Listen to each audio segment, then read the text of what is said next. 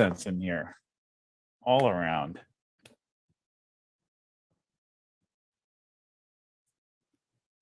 So can somebody confirm that he actually can see my screen? This is Nick, by the way. LA. Cool, thanks, Keith. Great. Yeah, so Nick, do you want to maybe just give a quick biography or a quick background about yourself for everyone who's here right now, and then we'll, in a couple of minutes, we'll get started with the meat of the webinar. Sure.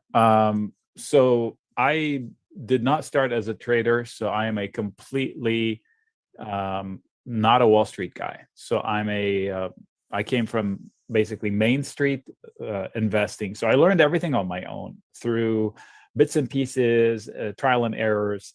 I was investing throughout, just buying stocks when I was young, and buying and selling stocks, trying to eke out a profit with 500 shares here, 500 shares there. And then one of my good friends at the time came to me and he said he needed to go to the bank because he had made a mistake and he has a margin call. I said, what did you do wrong? He didn't even know how to explain it.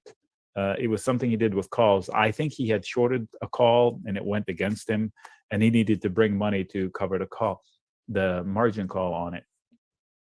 So that got me curious, and I went into delve deep into the options world, and one thing led to another. And I quickly found out a few secrets that are not so obvious and not so well hidden either, but people choose to ignore them. Hopefully we can translate some of them into plain, simple English for you today. And that's the point, doing it in plain, simple English. You can get fancy and talk like you would hear on CNBC, but it's not necessary, I promise. If you've been reading my stuff, my charts have been pretty spot on, and my comments and expectations and guesses are pretty reliable. And I don't do any of that fancy stuff. Very basic, very data-driven, fact-driven, with a few assumptions, as few assumptions as possible. And when you make an assumption, make sure it's a realistic one. So, long story is, I respect Wall Street, but I think Main Street, we can do as well. And we have the tools, and we should, this is what today is all about. Share the knowledge. A few aha moments changed my life with regards to trading. And hopefully I can translate those aha moments over to members. The chat room is where it's at, not because miracles happen, because the debate goes on every day, all day. Opportunities spring out of nowhere, but that's secondary. Even though there's immediate profits in it, like on Friday we guessed right, on Thursday I think we guessed right. So those guesses yield immediate profits, but that's not the benefit of the chat room. It's the fact that the dialogue is open all the time.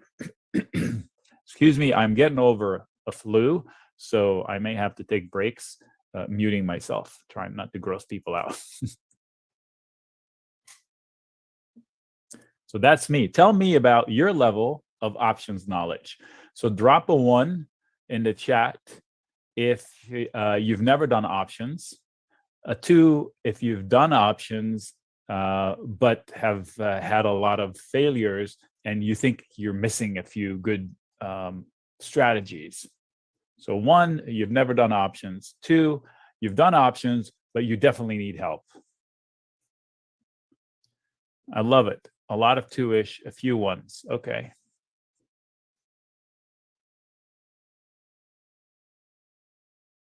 All right, so we've got 1s and 2s. That's a good mix. So what I'll do is I'll touch up on the basics of options, which would be a reminder to the number 2s as to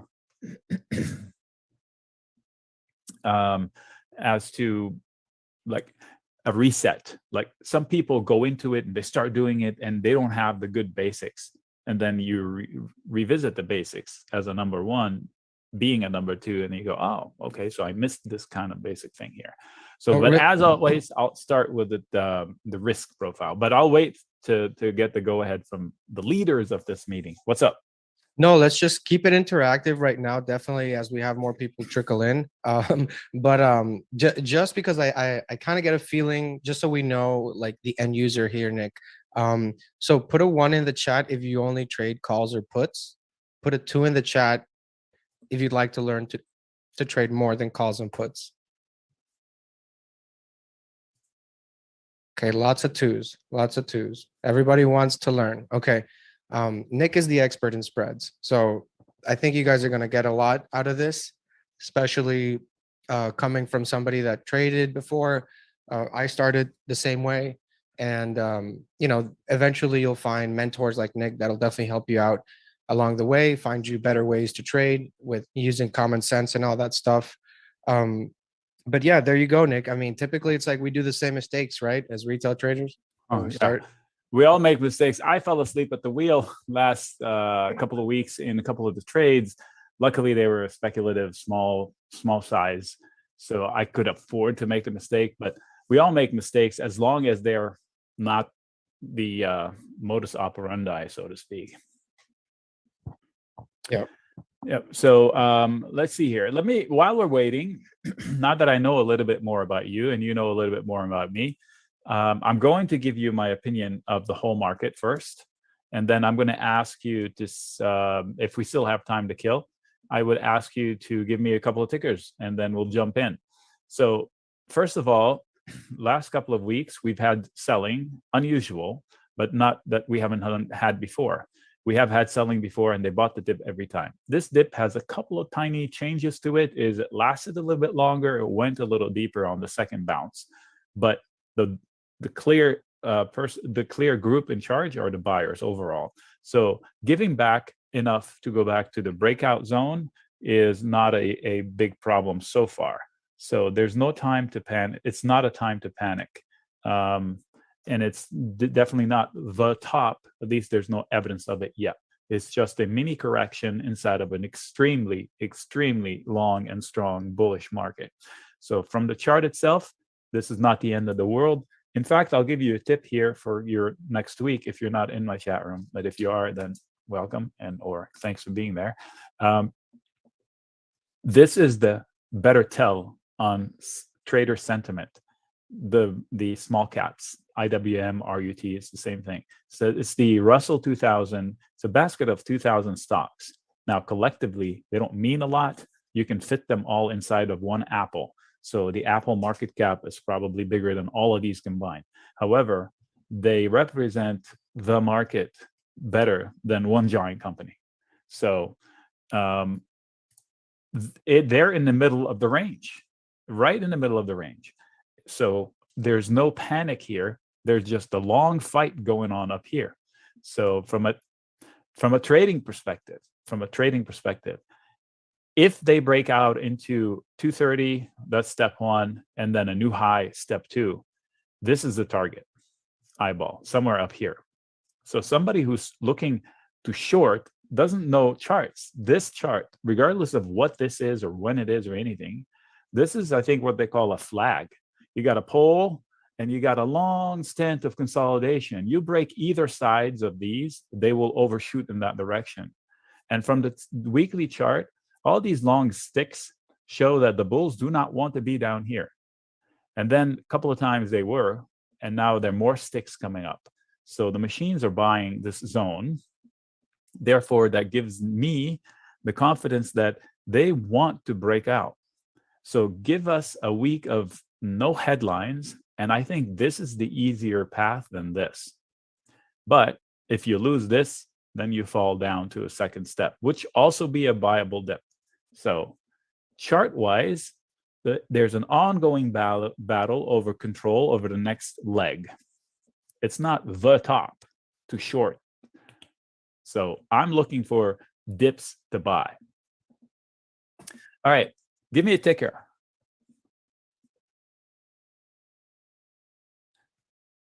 Oh man, you got 3 of them. Okay, I'll go with FDX, which will be a pretty interesting one. Apple, I will do next. So FDX, Apple. Okay, FDX has had a bad stint, but it had an extremely big run. We covered it today. Let me show you. It's in here somewhere. Somewhere in here. Anyway, there it is. So what is this? This is a list of like 85 stocks that we did today in the webinars that we do for our chat room people. So I said, this was an incredible rally. Giving back about half, this is a little bit less than half, is normal price action. But it makes it hard to say, oh, this is this is the bottom, this is the bottom, this is the bottom.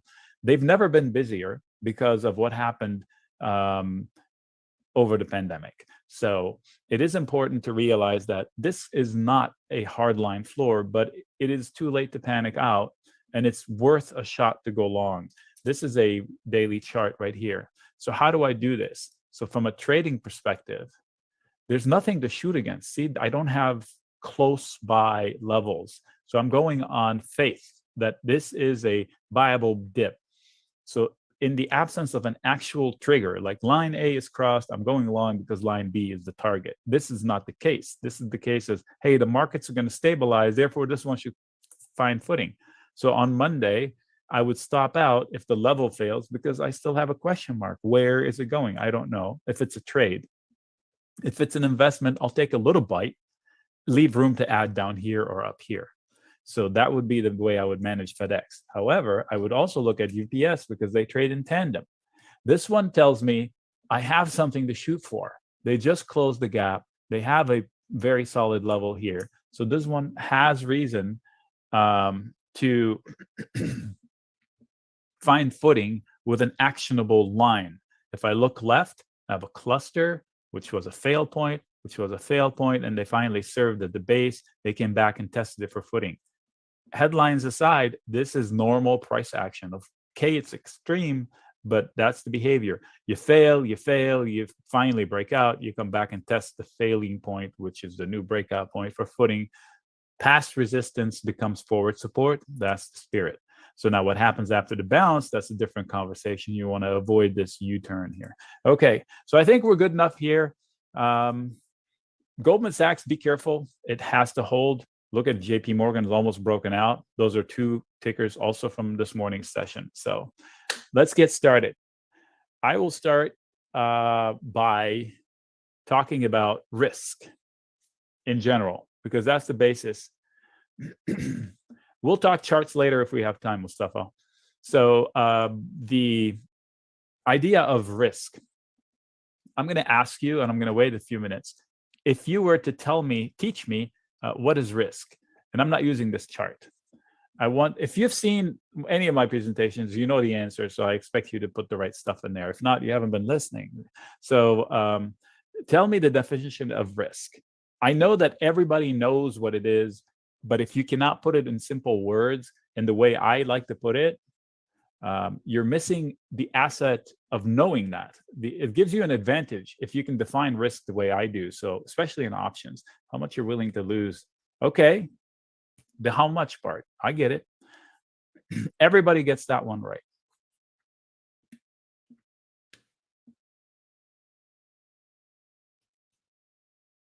Everybody's shy. Wake up. Yeah, we'll keep you up to date on the YouTube chat too, because there's a lot of people. All right, good. Sentiment. No.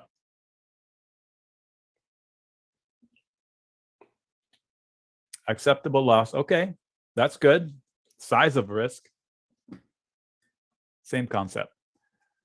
So everybody's aware that, okay, risk is how much can I lose? That's the knee-jerk reaction. So I'm going to jump in here. I can tell you that the carrot is out there. So the reward is whatever it is. The parts of risk, there we go. Heather has the second part. All right, thanks, Heather. So most people say, I'm managing risk. I don't take a loss I can't afford. That's perfect starting point. How much can I lose? You talk to your spouse, you talk to your family, you establish the parameters. Okay, I'm allowed to risk X in this overall scheme of things. So you determine for that trade, I want to give it that portion of that X. So I know I'm going to risk whatever for that trade. I'm accepting the loss. So if I lose it, so be it. That should be an acceptable loss. The second part is, what are my odds of losing or winning? So how can I, what did I do to give me the edge that, hey, I have an 80% chance of success here? I do the homework, whatever here is, whatever the trade is. These are concepts. So the first one is I make the decision and I put it aside. That's done. I don't look at this anymore. That is a decision, and it's a parameter that got me into here. Now, this is the part I manage. The percentage, my success outcome changes with price action, with time, especially with options. Time is important. So, but luckily with options, that percent is a number I can read every day, every minute. So I don't have to guess. As long as I have a system that says, if this percentage drops below a certain level, I've lost my edge. I should consider getting out. That's the way that's the advantage that people don't pay attention to. If you break down the definition of risk with these two pieces using options, you have an advantage just because you immediately have a system. I establish how much I want to lose, I set it, and then I trade my success ratio. If I don't do this, I'm winging it. How the hell do I know when to exit or when to get in? So I'm winging it. That's what most retail people do out there. And if you're really lucky, you can make money, but nobody's that lucky all the time. So what do? I set risk that has 85% chance of success or better all the time. And that's the delivery of success ratio. Most of my trades, so not to say almost all of my trades, if I stick to those parameters, are winners. And the only time I'm losing, only one scenario would blow me out. And I'll share a little bit of that later. But you have to be conscious of the definition of risk. So I have an acronym that's kind of funny, but it's sticking. So I'm going to stick with it. NT. If you put that also on a sticky note on your monitor and don't break it, you will never take a trade on a whim. So no trigger, no trade. Now this T can also stand for thesis. So, and by the way, I think the stock is going to go up is not a thesis. I think the stock is going to go up because insert thesis here. So you have to know a reason, technical or fundamental or a tip, something that gives you the edge, and you can risk money on that. So then you know what to do when things change on that T. So the trigger on the chart, if the price goes above here, I know there's going to be buyers. Okay, no trigger, no trade. So it gets to here, it doesn't beat here, I don't trade. It beats here and comes back and find it for footing. Now I can trade it. I have a trigger. Now, a different thing is if it's here, I can say, okay, I did some homework and this company, whatever this is, I forgot UPS, they're going to come out with some new technology for driving, blah, blah, blah. And I think they're going to blow through 200 in the next 2 weeks. I can take a trade based on that thesis. And then suddenly I see the price moves towards that. I get excited, and then it falls back to here, and then it deteriorates. And at some point, I get stopped out based on several different parameters. Number one, if my thesis is broken, I should get out regardless of losses, wins, or whatever. Regardless, if my thesis is gone, I should get out. If I hit my stop loss level, I should get out. So I'm sharing with you top line mistakes that separates the pros from the average, from everybody else. Because to me, a pro is not somebody who's like technically a professional trader, somebody who has pro habits. Habit number one, you have to have this piece. Habit number two, you don't take trades without risk, without an actual reason. Picture this in your mind. Money managers, have you seen Billions? Money managers are assigned a basket of money. Hey, here's $3 million. You're allowed to play in this sector with these tickers. So they have to justify that to their boss. I can imagine they have a weekly meeting. Hey, what trades did you take and why? If they can't say why, they're fired on the spot. If you're just they have to have a reason, either a trigger, a thesis, or a secret tip somewhere. So if you don't have a reason to take a trade, you're not a pro. A pro meaning somebody with a pro habit. Now, stop loss is the other piece that people don't realize. And the stop loss, I shouldn't say stop loss, a stop, because it could be for a profit too. Like if this breakout happened and I say I'm out at 204 because I don't want to risk anything up here, So that's a stop profit. So trailing stop or whatever you want to call it. Or a stop loss if things go bad. At what point do I cry uncle? So it doesn't matter what kind of trading, how fast I'm trading, if I'm long-term trader or short-term trader. I'm a slowpoke. I'm busy throughout the day. I prefer setting long-term, boring trades. So if you're asking about time frame, these concepts I'm saying apply to any time frame. Somebody who's trading once a week, somebody who's trading once a minute. So if I'm a fast trader, the same concept apply here. So I see a chart approaching a prior failing point. I short it with a stop loss. So the stop loss could be, okay, I'm only taking 5% loss and then I'm out if I'm wrong. Or if it breaks out of 184, that means my thesis was wrong. They overcame the resistance, then I'm out. That's a short-term comment. If somebody's looking at this on a weekly basis, they can follow the same comments, but on a slower time frame. But the process is the same. Look here, look left. You think that's a coincidence that it's to the penny from September of last year? It's not a coincidence. Okay, machines remember levels. So if my thesis was, hey, we're falling into a pivot point from last year, I want to get long here, then that's a thesis. There's no trigger. There's a long thesis. It's going to find support. This candle might be my stop loss if it loses 174, because I don't know where they're going. That type of thing. But it's all the same. You have a thesis, you allocate money, you're willing to risk, you put that aside, and then you look at your percentage. If the trade I took today had an 85% chance, what is it tomorrow? What is it the day after? If it falls down to 70%, is that good enough for me? In my book, no. We're saying 70% is pretty high. 50% is a coin flip. So to me, 70% is 20 points off of a gamble. So you're losing the edge. Sounds high, but it's not really high, because 50% is zero. You don't have any edge at 50%. You're just hoping. You're facing somebody, you're punching each other to see who passes out first. That's not a contest I'd like to do. I'd rather know that I can slip and punch back. So now you know what I do for a sport. So you have to give yourself an edge.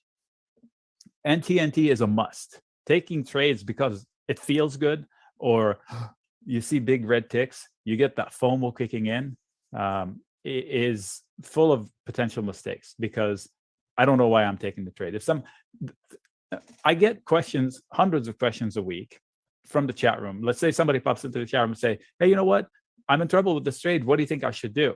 My first question is, and it sounds rude, but it's not. I'm actually inquisitive about it. Why did you take the trade? So I know what was their thesis. Some people take it, what? Hey, why are you insulting me? I'm not insulting you. I'm just asking so I know how to answer this. They say, I don't know. I thought it was going to go up. So that tells me right then and there, they did not have a reason to take the trade. They just liked the stock and they took the trade on a whim. Whether a tick forced them to take the trade, like a red tick forced them to get out of a trade. So let's go to a daily chart. I say don't watch ticks, watch levels. So when you see a red tick, the FOMO, opposite of FOMO, kicks in and you tend to capitulate. So somebody that panic sold here is not looking at the fact that they just closed the gap, and that's a base. If you haven't panicked all the way to here, and this is where you panicked, you fell victim to FOMO, the opposite of FOMO.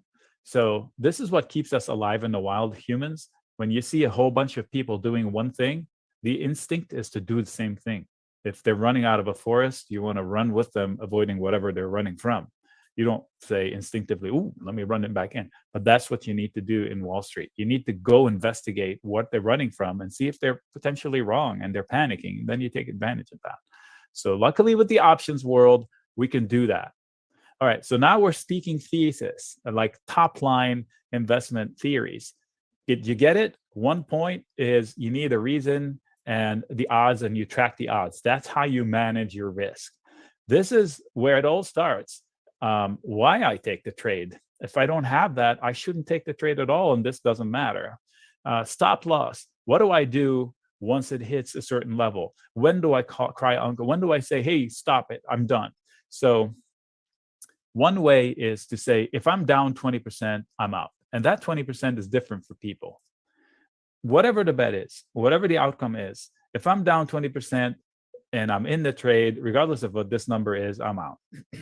Another way of doing it, if X level fails, then I'm out. So if I'm long something and I say on the chart, this would get me out, I make these notes before I take the trade. I'm out. That's another way of doing it. And of course, if that percentage number it's become too low, so I lose my edge. If I don't know what the heck's going on anymore, I'm out. So those are acceptable stop loss level. Oh, another one here. When I say percent, some people like to do it with dollar amounts. Like if they always take a maximum risk of $1,000, they say 200 and I'm out. So some people do it in percent terms, some people do it in dollar terms. Personal preference. Some people don't like to do it. They're okay risking it all the way. So anybody here identify with any of these? So tell me this: who does not practice NTNT? Give me a 1. No trigger, no trade. In other words, you don't have a specific reason most of the times. Give me a 1. Don't be afraid. I know you do it. There we go. Thanks, Sean. The first. All right. So we know we do it. We're all guilty. Who doesn't practice a stop loss when you get in? 1.5. Good one, Keith. Thanks for the music. Okay. I haven't before. So put these into your repertoire of things to do. Take a screenshot of this or write it down, the parameters to get in, the NTNT, stop loss, and you've already made yourself, if you can stick to yourself, make the goal to do these 3 things. You're already a head and shoulders above most of the traders out there. Trust me, I speak to thousands of them over the course of 2 or 3 months. This is what needs to happen in order for you to be a pro. And I mean a pro in a sense where somebody with pro habits. These are pro habits, and some pros don't even do this. But I don't know how they can't.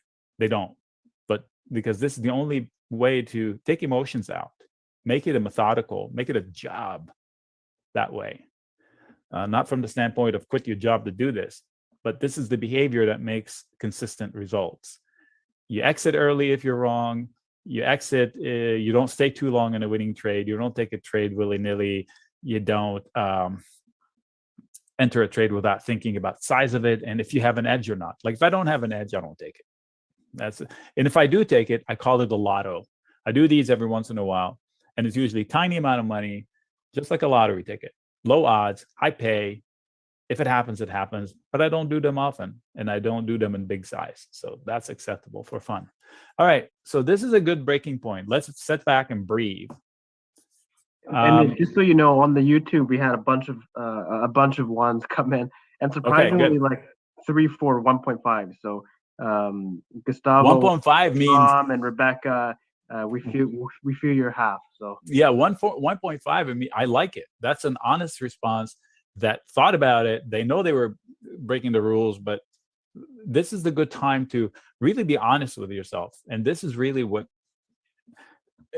adds to the success over time. You can't just wing it. Some people are lucky. I'm not that lucky. All right. So, and let me see here. You tell me, you as in moderators, what is a breaking point and how much time can I step into options right now? Yeah, I mean, we've been talking about options all this time. Okay. Right. So, right. No, we were talking about investment that applies very well in options. But that was the basic building blocks that apply to any style. Now, this is an options table. This is an E-Trade practice platform that I have. I'm not recommending it. It's fairly simple to learn, but it's got a lot of bugs, but I bet you all of them do. And when the hits the fan on like crash days and whatever, they all lock up. So don't look for a perfect platform. You won't find it. There isn't one. This one has crappy charts, I can tell you that. But it is fairly simple to use to learn options and construct options. So I will use this today for my demonstration. And let's talk options. Since there were some ones, meaning they haven't dealt with options before, I will quickly skim over my definition of the options. Now, the options world is very particular with its languages. They love to use Greek. So they use theta, vega, gamma, delta. I'm going to dumb it down, and only two of them really matter to most people. Okay, so that's why we have winning trades in the chat room. So all the trades I set in the chat room and for the members of the options newsletters, I usually provide it, the setup with like a 15-minute video, 12 to 18-minute videos from start to finish, including this page right here. And I share my theoretical odds of success. And the trades that I usually say they're the most conservative version of it. Usually every trade has 4 different ways of going long, if we're going long. The ones I choose for me have an 85 to 95% odds of success, and that's what they deliver in the write-ups. Now, if somebody buys calls or call spreads, most of the trades also have immediate profits or profits at some point. But if you sit in the winnings until you see it come to fruition, like to get maximum gains out of it, I can guarantee you that most of them will end in tears. So if you don't book profits, you're gambling, and that's not proper risk management. So as important as it is to take the trade at a good time, it's also important to actually know when to get out. Like, for example, perfect example, let me see here. Ticker UPST. And let me show you the drawings and you'll see. Went long somewhere down here. These were my actual notes from the video. So breakout line, stop out if things go sour. And this was the credit put spread or sold put I wanted to get that I would have done. And this is the call spread that somebody else would have chose to buy. So I could go long the stock by selling risk below or buying risk above. And either way, they're both winners, right? Somewhere up here, can you believe it, that there's some people still asking me if it's okay to book it? So I don't mean to make fun of or light of their opinion, because maybe it's inexperience or whatever, but I can tell you that mine, I booked it like here somewhere. So I definitely do not sit there and wait for this outcome. This is a rare outcome, although it is one that we triggered a while back. So let's see who fell recently. Facebook recently fell on headline. Every time they spit it out on headline and opinions and fears based on the US opinions, it's a buying opportunity. And I shared it, and the next 2 days it went up. So that was a scalp opportunity. So somebody that sat in those, maybe they won't get benefit out of it if they just looked at the profits and said, cool, let's ride it for more. So I like to book 12 to 25%. There's no shame of booking 10% and making sure almost every trade has that much at some point. I log them and just so I can be held accountable. Let me give you an idea. Zoom, hold on, 913. Let me see if I can bring in the picture of this will serve as a good example as to how to deploy risk. Oh, this is a good page. I should have saved it. Anyway, where is it? There we go. Hold on. Bear with me. I'm taking a snapshot from somewhere else.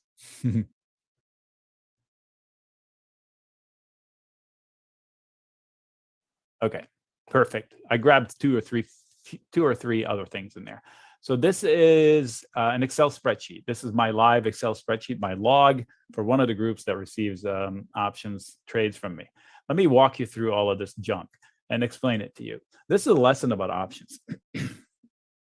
These things here are options, these things in whatever ticker we are. Where we go? There we go. So on 913 Zoom trade, video went out. I think it had fallen on something. I can't remember what. And I said, okay, I'm going long. I had a video. I don't remember the wording, but I said several ways of going long this thing. So you take the bet and you see if it plays out. And if it doesn't, you have to stop out at some point. So buying upside, or selling downside risk. The opportunity for the upside comes and goes pretty quickly. That's why I usually say fast setup, not for me. Slower setup, it's still not my, I bet you anything I said that in the video that I don't like it. Selling puts or selling put spreads would be the way for me to do it. And this would mean that as long as price is above 230 and 240, I'm going to win anyway. So it comes under fire. All I need is for Zoom not to fall below these two levels, and I win. So that's the kind of risk I like to take. So these two had delivered profits even though the pop didn't last. So whereas these have deflated. So somebody that paid $1,600 that day is now down only $450. Okay, somebody that paid $400 almost is now down to $150. So they have a lot of losses, but they had opportunities like 4 or 5 days to get out evenish. I have a log of it. It's somewhere here. So, and these two had delivered, this one delivered small profits. What I'm saying is how you take the risk matters in options. I always default to these two things, selling versus buying. So in options, what do they tell you? Most options die worthless, right? So why would you want to be buying them? You'd want to be selling them. That's why I always default knee-jerk reaction. I like to sell things because if most of them expire worthless, why am I the buyer? Hell, I'll sell them all day long. So I break my rules because sometimes I see a trigger. So I share the long SPY. Sentiment was falling. I don't remember. That was the whole market. At the time, the cost was $435 per contract. Now it's $400, but it was $700 on September 23rd. So 3 days later, it's almost double. Well, it's 40% more or so. I also offered it in the version of QQQ, which is the NASDAQ. It was $440 expense to get into the trade. Now it's $240, but it was almost $7. And on 923. So the point is, if you don't know when to book profits, if you can't book a double, it's your own fault to learn from it. Because in this environment, heck, I don't trust myself that I can get more than a double on every at bat. So if you sit on it, you're going to end up exposing yourself to disappointments. You do the right thing, you don't do the right thing by getting out. So set a parameter. What I said is stop loss, but I took the loss word out. You have to stop out at an acceptable win and at an acceptable loss. So this one gave me the chance to get out at an acceptable loss, even sometimes green, all 4 of those. And if I didn't take it, then I made a mistake and now I'm invested.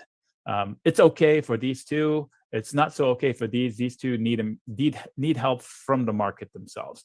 So let me see if I can find, as we're talking, I'll find more examples that are more clear-cut wins and losses. So Penn, we took a trade on 9/7. Let me see, and it immediately played out well. And whoa, nice day here. So let me see. On 9/7, we took a trade, debit call spread through credit put spread and sold puts, and all of which delivered profits. Like and I'm going to say about 25 to 35% depends on what kind of trade you took. But if you sat on it, suddenly somebody who just bought naked calls now is red, even though they had a clear win, 28% air math.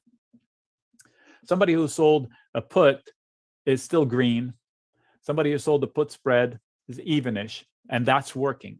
So let's go why I like the selling. Let's go through why I like selling. By the way, while I have you here, if Penn goes above 86, do not short it. Okay, it can go up to here. So why do I like the selling part? Because let's use Penn for an example. I can buy a call or I can sell a put. And I'll go through what that means. So if I buy a call in options, it means that I'm bullish because the only way I can make money is for pen to rally. That's the only way the call will improve in value. Or like buying shares. The only way you can profit is for price to rally. Now, the difference between buying shares and buying calls is that buying shares, I can sit on it forever. Buying calls, I can't. It has a time. So I have to be able to justify myself sitting and waiting while the value of my call depletes. Why does it deplete? Because it's a contract and time is running out on the contract. So if I want to sell the contract out to somebody else, they're not going to pay the same I paid because I had 30 extra days or whatever. And now there's 30 days less, fewer days. I'm just making that as an example. So buying a call or a call spread requires a move, and it's time sensitive because it's got a limit. It ends, it expires. So selling a put or a put spread, put spread means when I open the trade, money does not leave my account. In fact, I get a credit into my account. That's why it's called a credit put spread. Some people like to call it bull put spread. I like to leave the word credit in there because it reminds me that there's no money out of pocket. I open risk in case the price collapses. So let's see. If I buy shares, buy calls, or buy call spread, I need a rally to win, and that's the only way I can win. If I sell a put or put spread, if the stock rallies, I win. If the stock doesn't rally, I win. If the stock falls a little bit, I win. The only way I lose if the stock does this and falls through both legs. So that's only one scenario. So kind of like to say, what is easier? To pick a stock end point, like where is it going, the one spot there it's going, or all the other spots where it's not going, and sell risk there. That's what I like to do. That's why I prefer selling risk to buying risk. It's an easier task to guess where it's not going to go. Let me put it into a ridiculous term. So let's pick a stock. Apple is good enough. January, December. So you notice how there are contracts up there, expiration dates. This one, if I pick December, has 75 days on the clock. I'm going to go January, nice clean year. So let's chart Apple and have a visual 2 levels. 120 is down here. That is 15% below Friday's close. So how can I put the selling puts example? What does it mean and all of that? So somebody owns stock in Apple. And by the way, a put or a call is not by itself bearish or bullish. People say puts are bearish. No, they are not. Calls are bullish. No, they're not. They can be bearish. They can be bullish. Depends. Every transaction has 2 sides. There's a buyer and there's a seller. So somebody's selling a put, somebody's buying that same put on the other end. It doesn't go from a shelf and to a shelf. So how could it be bearish or bullish? Depends on what somebody's trying to do with it. So if I'm the idea of having a put to buy is to, for me, buy protection from my stock. That's the concept of having a put. Why would I want to buy a put? It's to protect shares. Some people buy puts to short a stock. That's one way to actually bet on negative price action from Apple without being exposed to shorting a stock like in the traditional ways, which has unlimited risk.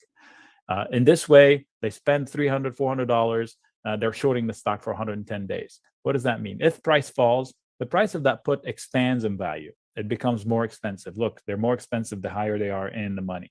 This is current price right here. So if they buy it, they spend $380 per contract. So if price falls, then that 380 could turn into 500, 700, 900, 1200, 1600. Depends on how far Apple falls. The further it falls, the more expensive that put they bought becomes. So they don't even have to own shares. They don't even have to buy shares. All they have to do is turn around and sell that put they bought at the higher price. The difference is their profit. So that is how they, quote, trade puts without having to or needing to own shares. So you don't have to own shares in order to buy a put. So why would anybody sell a put? Hey, so let's put an example to it. If I own shares in Apple, if somebody owned shares in Apple and they wanted to protect themselves, they'd go out and buy a put at 120. Why 120? I don't know. It suits their, they bought it at 80. They're willing to lose back down to 120, but not more. So they're locking their profits at 120. Well, that policy is going to cost them $220 for their 100 shares. Look, there are 50,000 of them here. So they can buy it. So they need a seller. So who the hell wants to sell them insurance on a stock? Well, if I did my homework and I'm confident of this level, you know what? Heck, Bob, I'll buy your shares at 120 in the next 80 days. I'm in. Give me the 120. So I'll be the seller. See, red. Bob will be the buyer. He wants to protect his shares. I'd be the seller. I'll take his shares. So he's in control. When I take this order, no money leaves my account. $220 goes into my account.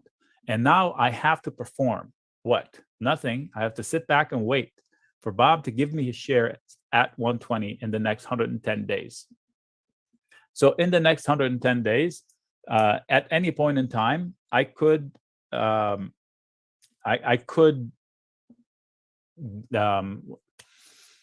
wake up one day owning 100 shares of Apple. So that's the worst case scenario. And the worst case, the better news is that my break-even point is a little bit lower. By how much? By about the amount I collected. So in this case, I'm going to round. If I collected only $2, my break-even point is 118. So the worst case scenario, Apple stock falls. I wake up one day, I have shares. This position here, which would have accumulated a lot of paper losses, on paper it would be tremendously losing, but I don't care because I intend to take the shares. So I don't bother defending it. I don't bother, quote, rolling it or anything.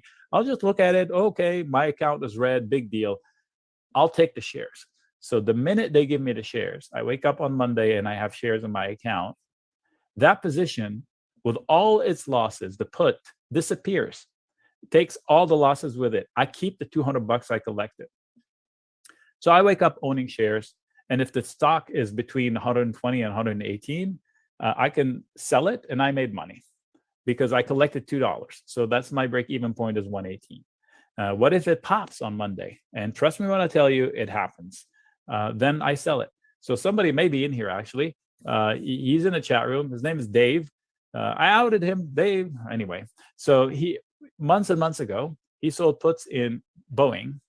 And on Friday, the stock, when the puts were about to expire, the stock closed like a penny within the price of the put. He woke up on Monday owning shares because it was a red day for Boeing. So he kept his premium, and then the stock had opened up 11% that day because of news of something about the 737 taking flight, test flight that was positive or whatever. So the person that gave him the shares, excuse me, sorry about that, made many mistakes and had the bad luck of missing out on the 11% pop. So it's not the end of the world to get put. Not all stories end this well, but it's not the end of the world. And sometimes they don't assign you shares. Hey, Nick, really quick, sorry to interrupt here, man. We just have a couple of questions here about the chat room earlier over on the YouTube side. Don't want you guys to feel definitely, so yeah, just before we do continue here with the education, just want to clarify because we're getting some questions here. The Inner Circle chat room with Nic Chahine, that is what we're doing here a little bit. This is like a sneak peek, but we pretty much do this every day in the Options Inner Circle chat room. That's where you can see the screen where basically Nick is going over there. The chat. So basically, you have a full plan for options trading. You have direct access to Nic Chahine. You have direct access to trade feedback to other options traders. This is probably the largest, I guess, pool of educated options traders that I've seen. Just because we are looking for consistency, we're looking for long-term account growth, not really for these lottery tickets. But the link, we're going to post it in the chat. We want to continue with the education here for a bit. So we'll go in there with the chat. With the education right now, and then if we do have time, we'll go over Nick's chat room later on. So these images from Friday, I had a couple of good calls on what to do with the trading day, which brings me to a second important point. Remember the 3 rules I gave you for the pro behaviors? There are similar things that you do every day. So every day I start the morning with a plan. I'm trying to find one from one day. So I say, okay, here's what I expect today. And I give all the charts on the indices, saying these lines will matter. Going into Friday, I expected a dip because of what I saw in the overnight session. I said, I expect a dip in the SPY. I will buy the dip, and here's how I would buy it. So it yielded a lot of profits pretty quickly. So people were saying, ooh, they're rolling because they took the bet. And somebody bought something for $2 and sold it for 25, an SPX call. If you don't know options, that's like a mortgage payment for about 6 months if they did it in size. So I'm not saying that's what happens every day, but those opportunities are in the chat room. That's not my goal, but if I see it, I share it and I disclose it as such. And that's the same somebody, I think. But anyway, so. And I also share like Iron Condor videos for a whole week. And believe it or not, last week, the Iron Condors came under fire. What they are is self-hedged, fast trades intra-week that delivered a lot of profits. And I share levels and I share videos throughout. So there's a lot of benefit to be part of a group. So here's my advice. I don't want to call it advice. My observation. I will never go back to trading alone. Trading in a group makes you a better trader, because when you're going to be sharing information with other people, that holds you accountable. You are quick to forgive yourself mistakes. I'll do better next time. But if your comments are might be hurting somebody else, you then make sure that your T is there, your thesis or your trigger is solid, because you have to be accountable to people. And that goes because they offer ideas too in a chat room. Imagine this, hundreds of people in a chat room. So if each had 10 tickers, the watch list is massive.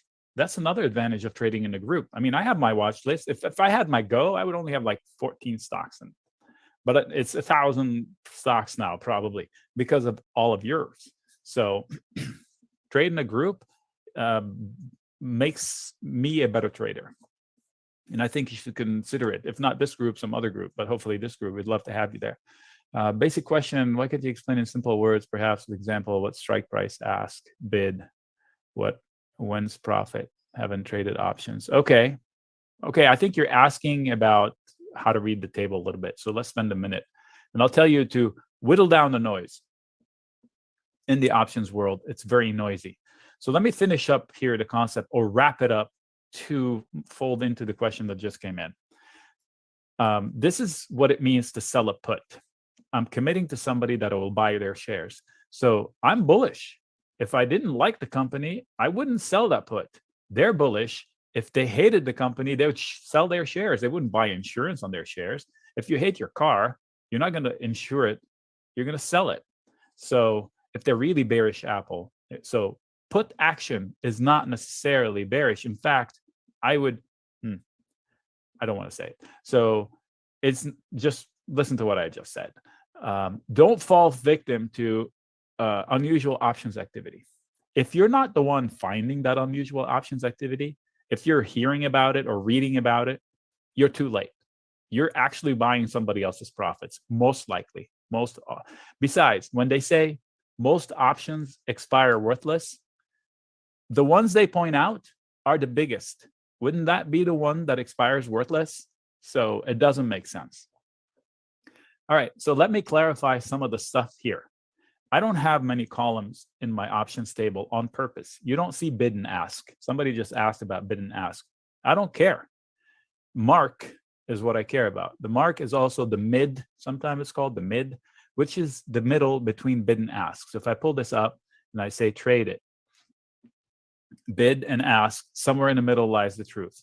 Liquid companies, liquid tickers, it's always going to be the mark plus or minus a penny or two. So why would I want to see bid and ask? Personally, that's not part of my formula. I have mark. That's all I care about. What's the price right now? Don't care about last. That means nothing. That means less than nothing. Mark. middle between bid and ask. Mark change is what happened that day. Okay. Now the open interest. Open interest is the positions that were open at the beginning of the day. This is a static number. They're on both sides. And it does not move. So on Friday, when we opened the morning, these were zeros, volume, and these were these. Now on Monday, we will open, these would have changed based on what happened here, and these will restart at zeros. So volume is the action throughout the day. Volume is the action throughout the day. Monday, these will reset with these changes, and they will stay static all day. Tuesday, they will reset with the Tuesday volume, and these will reset to zero. So that's the difference between these two. Now, implied volatility is an important metric, because it's basically, you've heard about the VIX, the fear factor. This is how nervous are people about this set of options. And that changes from week to week to week. So if I show you the constellation, where is it? There we go. It varies based on weeks. If somebody had if Apple had an earnings report here, this number would be up. So if I'm buying things and this is really high, I'm overpaying. So I should be cognizant of that.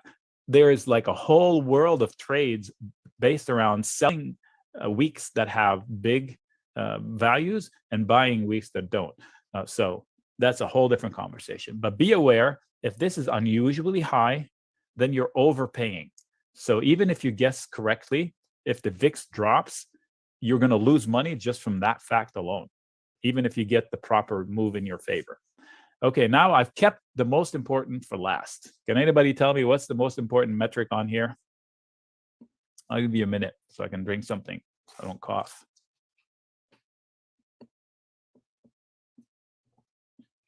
You're going to have to use a Greek word here. Bam! Yes. Sharon. That's it. Keith, good job. Okay. Georgia. Okay, so delta. Why is it important? All right. I told you Greek. I don't care.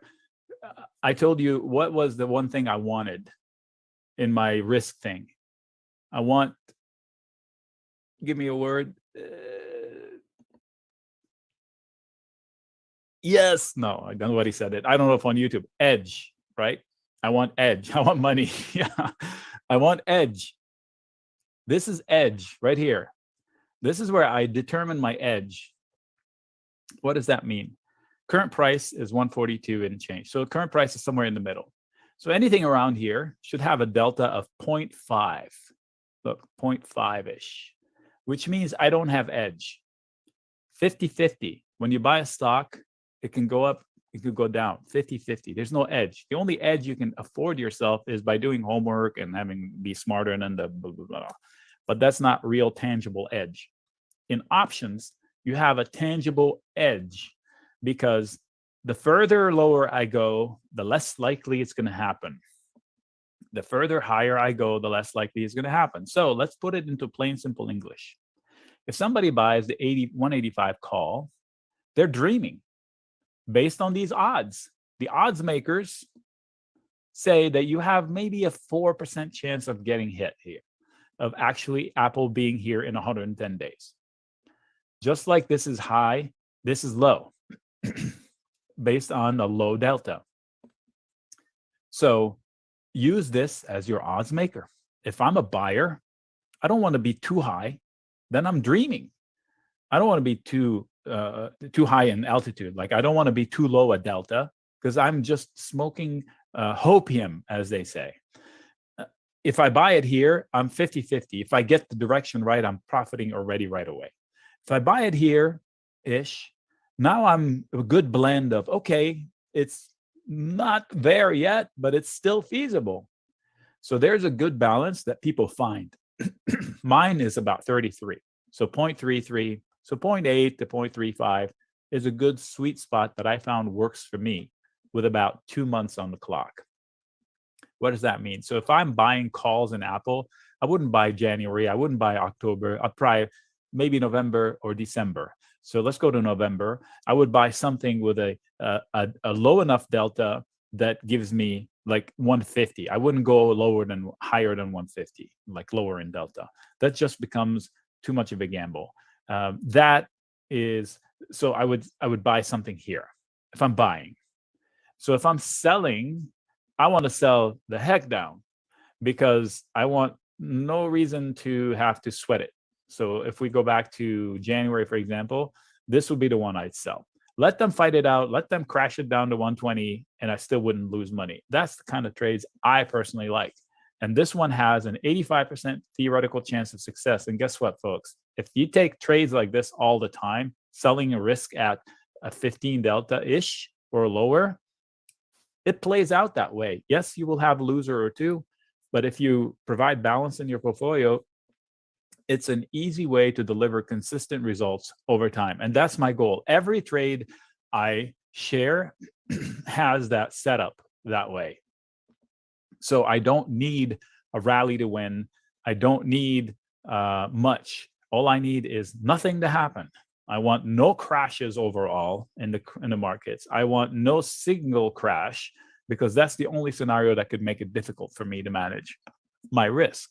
So the difference between biting your nails, is it rallying or is it not? Or call me when something happens.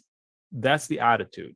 So I like the call me when something happens type of a trade. It's boring, but it delivers 15% to 20% yield on risk.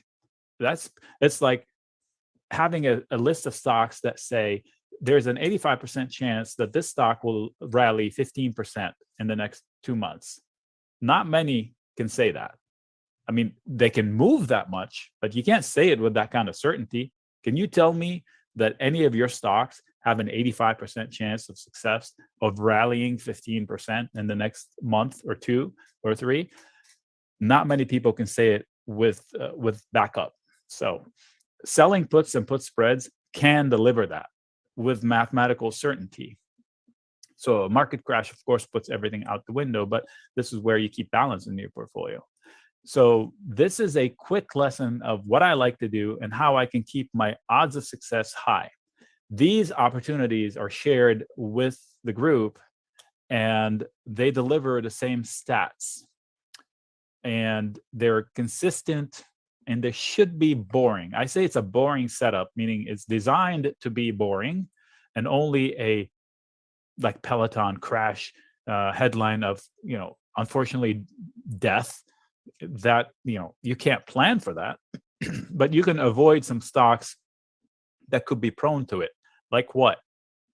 Like the IBB, Moderna, great company, great P&L now, but boy, selling puts and put spreads, you better have a strong stomach, just like buying calls or call spreads, because it moves fast and it's unpredictable. Every day could be like an earnings day. Like, who knew Merck was going to come out with a pill, right? Or news of a pill. So my chart played out perfectly. So somebody that had received my chart would have said, you know what? We already lost the footing, and this is about the target. And Nic said there's buyers here, not because Nic is a genius, because that's where they were.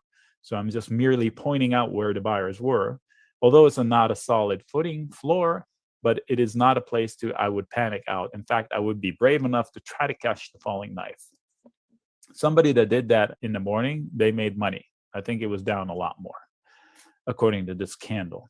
So Moderna would not be a great candidate to sell puts in unless you want to own shares, because it's headline riddled. So the whole IBB, XBI, biotech have headlines that come out of nowhere. Nic is a genius. No, he's not. He's very humble. So in the sense where I know I'm not an expert in Wall Street, so I have to be super. I do this like I play pool. I'm pretty good at pool, not because I'm a good pool player. I play like a child. I measure every shot. So because I stick to my basics and I stick to my rules, you become successful. So Wall Street is tricky. They cheat. The people on Wall Street cheat. They rig the game. They make the rules. They can bend them any which way they want. So if you think like them, then you know what they do. So for example, here, what do market makers do? I'm going to give you a tip. It's like an aha moment for me. Market makers sell stuff. They make markets. There is no market if no one sells anything, right? That's what market maker means. It means you have enough money to take the risk and make the market happen. I'm going to sell stuff. Who's buying? So people buy this, calls and puts. So the only way the market maker loses is if the price action goes above and beyond, up or down, doesn't matter, their expected range. So in this case, the expected range is about $16, up or down. So if I sell risk outside of $16 up or down, I have the odds on my favor. It's like going to the casino and saying, hey, the house, I'm going to play with you. So take my little money and go bet against the people that are gambling here on my behalf. That's what I'm doing. So if I sell an iron condor $16 outside of this range, I should be okay. So let me put a visual to it. So, and it will define what an iron condor is. So let me step back. So I said I can sell a put in Apple to be bullish Apple, right? I'm saying, okay, I'll buy your shares at 125. That means, hey, I want to buy shares. That's the bullish bet. It needs price to not fall through that. Then I lose money, $3 below. If I wanted to limit my losses, I would do a credit put spread. It's also called a bull put spread. In this case, it looks like this. I sell one and then I buy one to limit my losses. I'm on the hook for somebody. I'm off the hook for from somebody. So price can go to zero. I can lose X. I know my X amount. So that's called a credit put spread. That's a bullish bet. Does not need a rally, just like sold put. I just need price to stay at or above that price. So a bearish bet would be to do the opposite on the call side. First of all, let me throw this tip. I would never, ever sell a naked call, ever, ever, ever, ever. I forbid you from doing that. You saw what happened to GME. You saw what happened in Tilray in 2018, I think. If you were short either of those two stocks, you went bankrupt. Bankrupt. So not for me. Unlimited losses is not for me. Okay, so the idea is I can do the opposite up here. So this is not a trade to go out and take right now because it doesn't fit right. So let me make it more even that way. They have these funny, it's split, right? Yeah, that's why they have these funny puts here. So this trade takes a risk here and takes a risk here. The red means I'm selling that leg. I'm selling this call, I'm buying this call, I'm selling this put, I'm buying this put. This is an iron condor. What does this trade need to win? It needs Apple to stay between 165 and 125 in the next 110 days. So I wanted to do nothing and ping pong inside these two ranges. So let's put those on the chart to see visually where they are. I'll take my drawings out. So 125 is down here and 165 is off the screen up here. So pretty wide range. That's how I win. I just need Apple to stay inside this wide range. This is called an iron condor. So I collect 50 cents down here. I collect 50 cents down here, up here. So if I do one contract, I collect $100 today, and my maximum loss is $400. You're saying, whoa, what? Well, that's 25% yield with 85% chance of success-ish, give or take, because it can lose up or down now. But each one is properly set far enough that it is likely to succeed on its own. Okay, so this is a quick lesson on the benefit of iron condor. It's a balanced trade.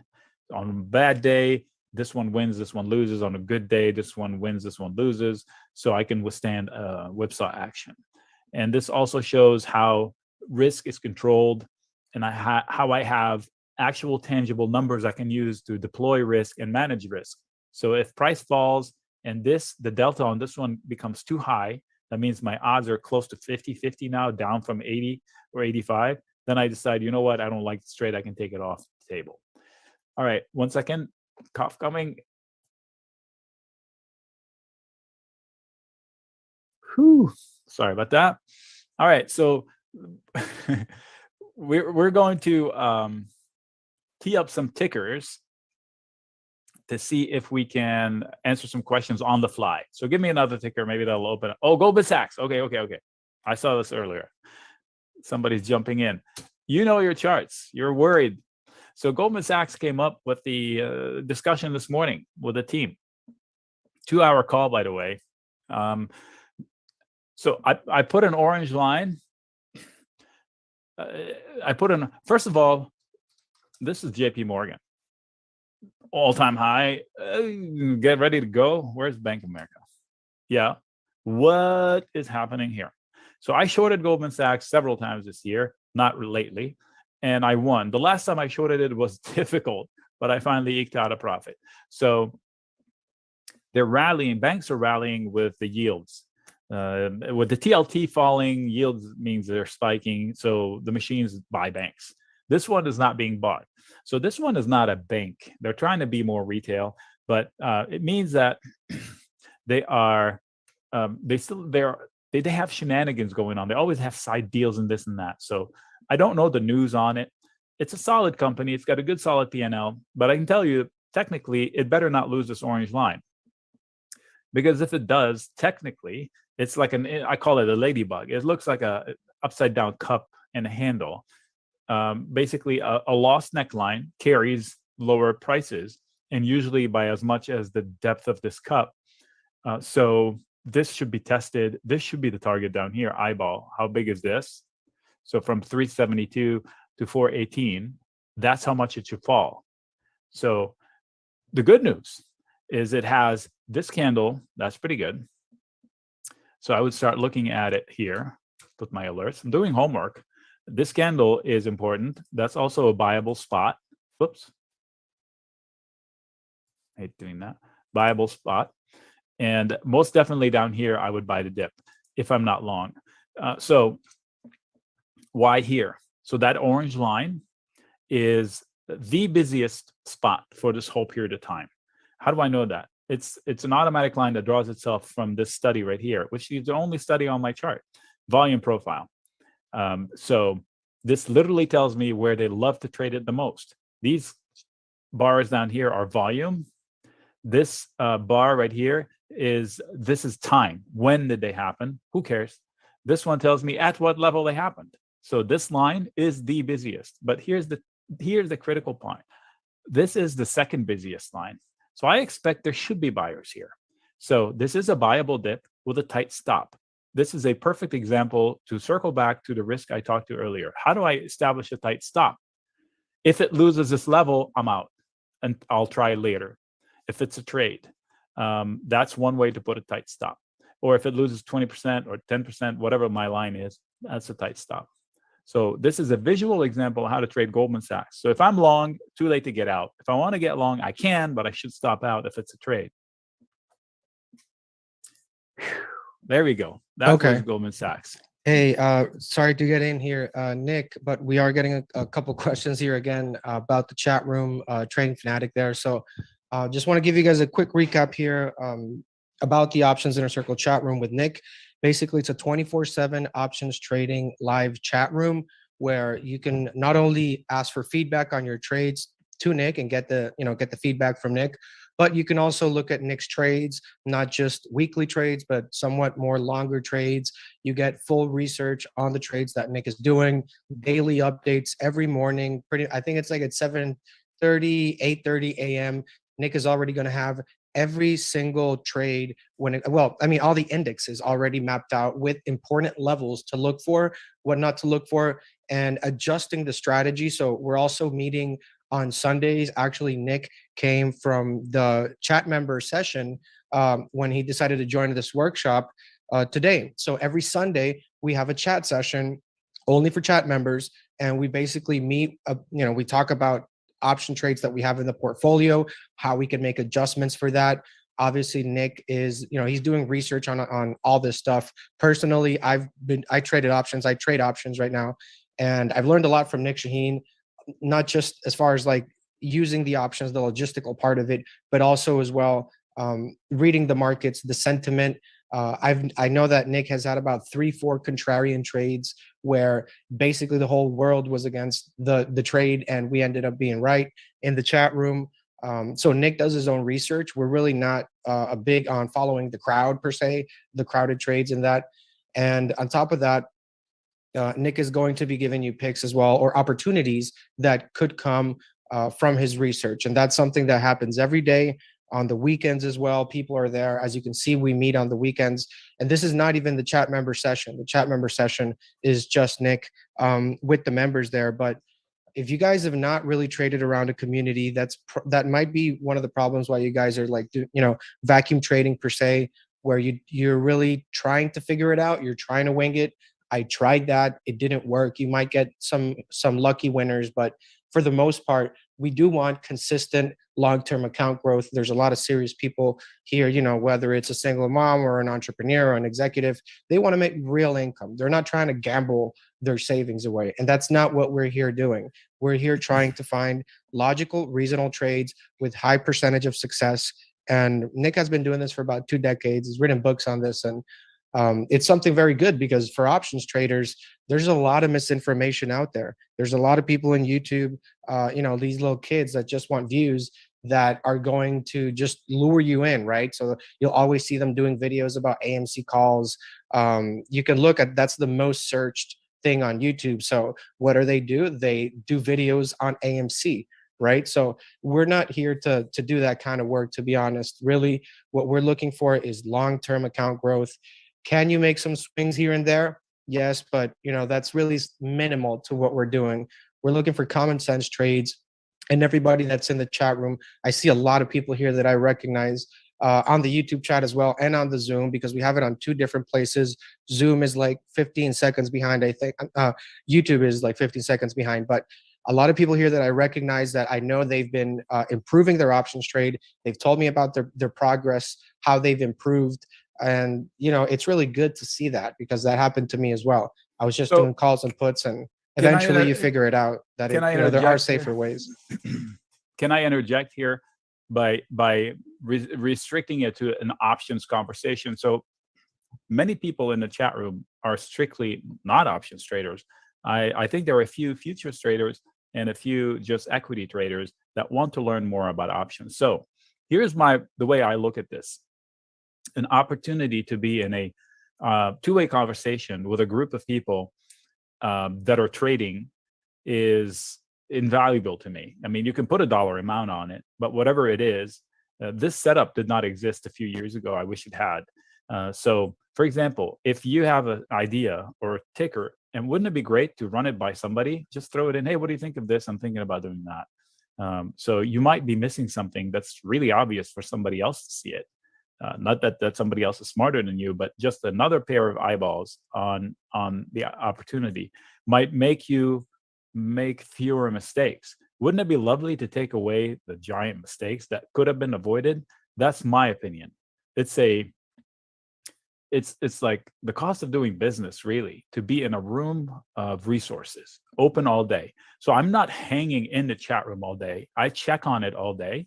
I am sitting at my desk all day during business hours, but on the weekend, I'm not like sitting waiting for somebody to type something in. But I work enough to where I'm at the computer 2-3 times a day. And if I always check them. So weekend or not, you have access. And I'm definitely on board during business hours most times, unless I'm writing something to share. Yeah. Go ahead. Sorry to interrupt. Well, no, I mean, Nick basically has taught me, a few things here about options trading. Everybody has their own style, but I can tell you, if your style is losing money, that's on you, because we have different strategies that we use in the chat room. Everything coming from Nic Chahine, a lot of educational videos as well. Like, when is the right time to do a covered call or a credit put spread, or what is the right time to buy a call or a put. You see, as options traders, we have a very limited arsenal, especially the new ones, because we're just used to calls and puts. We're just 100% directional. Either we bank one day or we go broke the next day. And, that's really not sustainable. That's like, even if you look at the richest hedge fund managers or the best traders out there in the world, you know, they're looking at 70% returns for the year is insane. That's one of the best like portfolio managers or hedge fund manager, 70% for the year. So what we need to have the right expectations as well when you're trading options, right? If you think you're gonna, you know, 10,000% your portfolio, you're definitely going to be taking on more risk. So the less risky the trade, the more percentage wise, you know, for us, we'll be able to make a win in that trade. And that's what we're doing. We have a long-term capital account growth mentality, right? We're not there trying to, sometimes we try to do falling knives, but that's really not the main thing that we do in the chat room. That's just, you know, if we do want to add a little, you know, see if we can catch the volatility on the right side for that trade. But being able to, you know, work here at Benzinga and use the resources that I have, like, you know, the chat room with Nic Chahine, everything that, you know, he offers here, it has curved, it has accelerated my learning curve when it comes to options. And if you're trying to accelerate your learning curve with Reddit posts, with StockTwits posts, with all this like nonsense out there, it's not going to help you, right? You need to be able to follow somebody who has a verified track record of success. And especially when it comes to options, because it's way more volatile. It's one thing if you jump into the market and you don't know anything and you're trading stocks, because you can lose some money. If you jump into the stock market with options, you will lose all of your money. And that's an account blow up, right? That's happened to me twice. It's not that I'm proud to say that, but we all have to learn from our mistakes and acknowledge that, you know, there will come a point where you're just, I mean, when is that point for you? That's, we're all different, but eventually, hopefully you will come to a point where you understand that you need some mentorship, you need help, you need guidance from somebody who's already done this, right? Somebody who's already in the trenches, has been doing this for decades and understands it very well. No need to be, you know, going on Twitter, going on TikTok, trying to learn from 15-year-old kids. It's just, it's really bad, right? It's really bad. And I want you guys to be able to take your education seriously, because an options educational course, which, I mean, if you know, you're meeting with Nic on Sundays, which is, you know, you adjust the portfolio as you're live trading during the week, as he's giving you guys educational content in the chat room. He's giving you picks in the chat room, and every pick has education. I want you guys to know that, because Nic doesn't just do what most people out there do: buy call $45 or just this basic alert, if you want to call this. That's what a lot of option services do. I know, because I was, you know, looking for those services many years ago.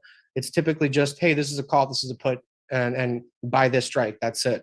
With Nic, you get the whole package, meaning he's going to give you a full risk assessment analysis. He's going to give you full analysis of the chart, the fundamentals, the market overview, macro, micro, price channels, probabilities. It's really a learning process. And there are people, like Nic is saying, that trade stocks that just want to learn options or use it for a little volatility or for hedging. But there are also people that are literally not even trading, that just join the chat room so they can learn at a faster pace, because time is money. If it takes you 5 years to really understand options compared to somebody who it takes in maybe a year or less, because you have that exposure to Nic, his trades, you know, his process and everything like that, you will be able to speed up that learning curve and build on top of that to the point where Nic has seen the progress in many people in the chat room, like I have. And Nic is right. This kind of thing did not exist. I know, because I'm an options trader and I've been one for many years, and there was nothing out there with this particular human touch. And remember, you have full support here with Benzinga. We have you know, support Monday to Friday, 9 to 5, and on the weekends as well. And you know, if you ever do have any issues, we have a full team ready to help you. Mostly Nic Chahine is your mentor.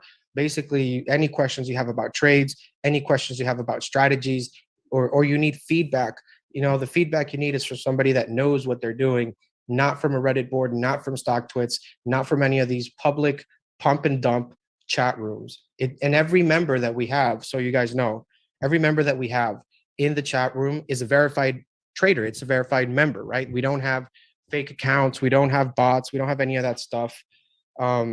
But I know that we've been here for a while, Nic. We've definitely gone hard on the education, which, I mean, it's natural in you because you're passionate about teaching and all that stuff. Victor, how much is, I think we are doing, by the way, 70% off today, guys. So we're doing 78% off today. You get a laptop with the deal. You get the chat room with Nic Chahine 24/7.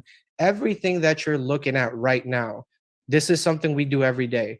So we've been going over a lot of the fundamentals of options.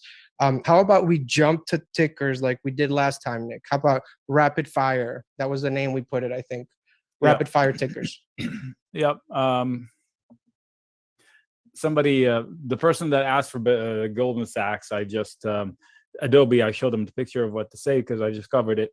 These comments still stand. It is a support zone. I would stop out on Unity below this tick, below last week's low, basically. Snow. Okay. I think Wall Street needs some time to, I wouldn't chase it up here. I mean, it's a good company. I would buy it on dips, but not up here. 290 maybe. I would love it down here somewhere for some reason. Nike, I was optimistic. I still am. And now that it's fallen, I am. Before I was short. I closed my short too soon. I closed my short somewhere up here. But it's playing out. So this is not an absolute bottom unless the market stabilizes. Otherwise, it's very feasible for it to come down to 141. Guys, send over your tickers. Just throw down the tickers. One on YouTube. LCID, Lucid. Lucid? You're not gonna like what I have to say. So, okay. So the good news on Lucid is set your alert. If it goes higher than last week, let's say 2860, it's the upside. The bears are in trouble. So it could hit 37 with a lot of resistance points. The main one somewhere around 32. So I don't like the company fundamentals long term, but it's definitely a tradable breakout. So I would rather bet on it on a dip than to bet on it long-term upside potential. You're screaming at me, it's got the best car, it's got the longest range. That all doesn't matter. The car that has long range is $150,000, if not more. So it is a niche market by definition. Their cheapest car is over 75,000, if I read it correctly, if not 80,000. So it's not a niche, it's not a mass market as it is right now. They could introduce more cars down the road. Cars are slick, high tech, and all of that. I have a whole spiel about EVs. I don't think EV is the future because it can't be. We can't make enough batteries to sustain 80 million new vehicles a year, which is how much we produce globally. Where are we going to get the batteries for that? 80 million new vehicles, all EVs, sustaining backwards. There's no way we can do that. So it's going to have to be a hybrid model of sort. Unless QuantumScape can actually do solid state batteries, then maybe. And even then, I mean, imagine how many batteries we'd have in the trash cans. That's just unsustainable. All right. Lucid is tradable. Breakout. Buy the breakout. Okay, we got BBIG next. Okay, that's weird. Somebody asked me to write an article about it. So BBIG, I don't know what they do as far as business. So first thing, I look at the P&L. They do have an income. It's a tiny company from the P&L. So the market cap is 600 million. So it is a tiny micro cap. Now, having said nothing about its fundamentals, chart-wise, this, you can see it. It's a visual divide. Big fail, breakout, tested, and now it's being tested. So they better hold it. It should. The assumption is that it should hold. So if I haven't left it yet, I would stick into it, and I would leave it if it breaks last week's low from a trading perspective. My experience is somebody trading this is probably a fast trader, so you need to delve into lower time frames. So this is an hour chart, 1 hour chart. You can see lower highs, flat bottom right here. So that's my stop out because I don't know how low they're going to go. I'll retry later. Where? Anywhere below here. So lower highs. That was a meme stock. Okay, so lower highs is fine as long as you hold the floor. So the action went from this wide to pinpoint.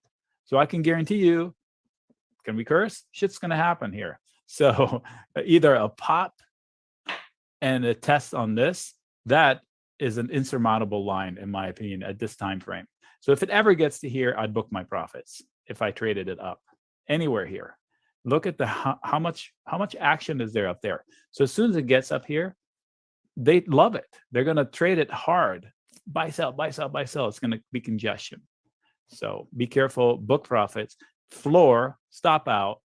Book, stop out, stop out. I just gave you 2 exit points. Not that it's going to die here. Just book profits. Okay.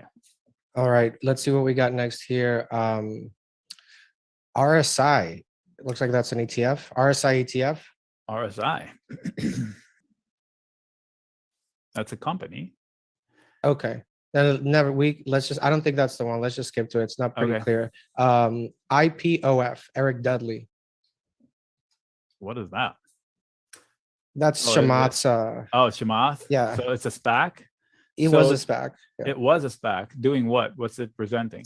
I think they're going to merge with, I don't know if it's SoFi. I'm not 100% sure on that one. Whatever it is, yeah. You need to do homework on that end, because there's nothing from the P&L clearly, because it's a SPAC, and there's not what? Okay, so there's these wicks tell me that there are buyers here. So if I'm long, it looks like the usual, the $10 mark on the SPACs is the golden number. So you got that working for you. So if you're long, you can sit on that.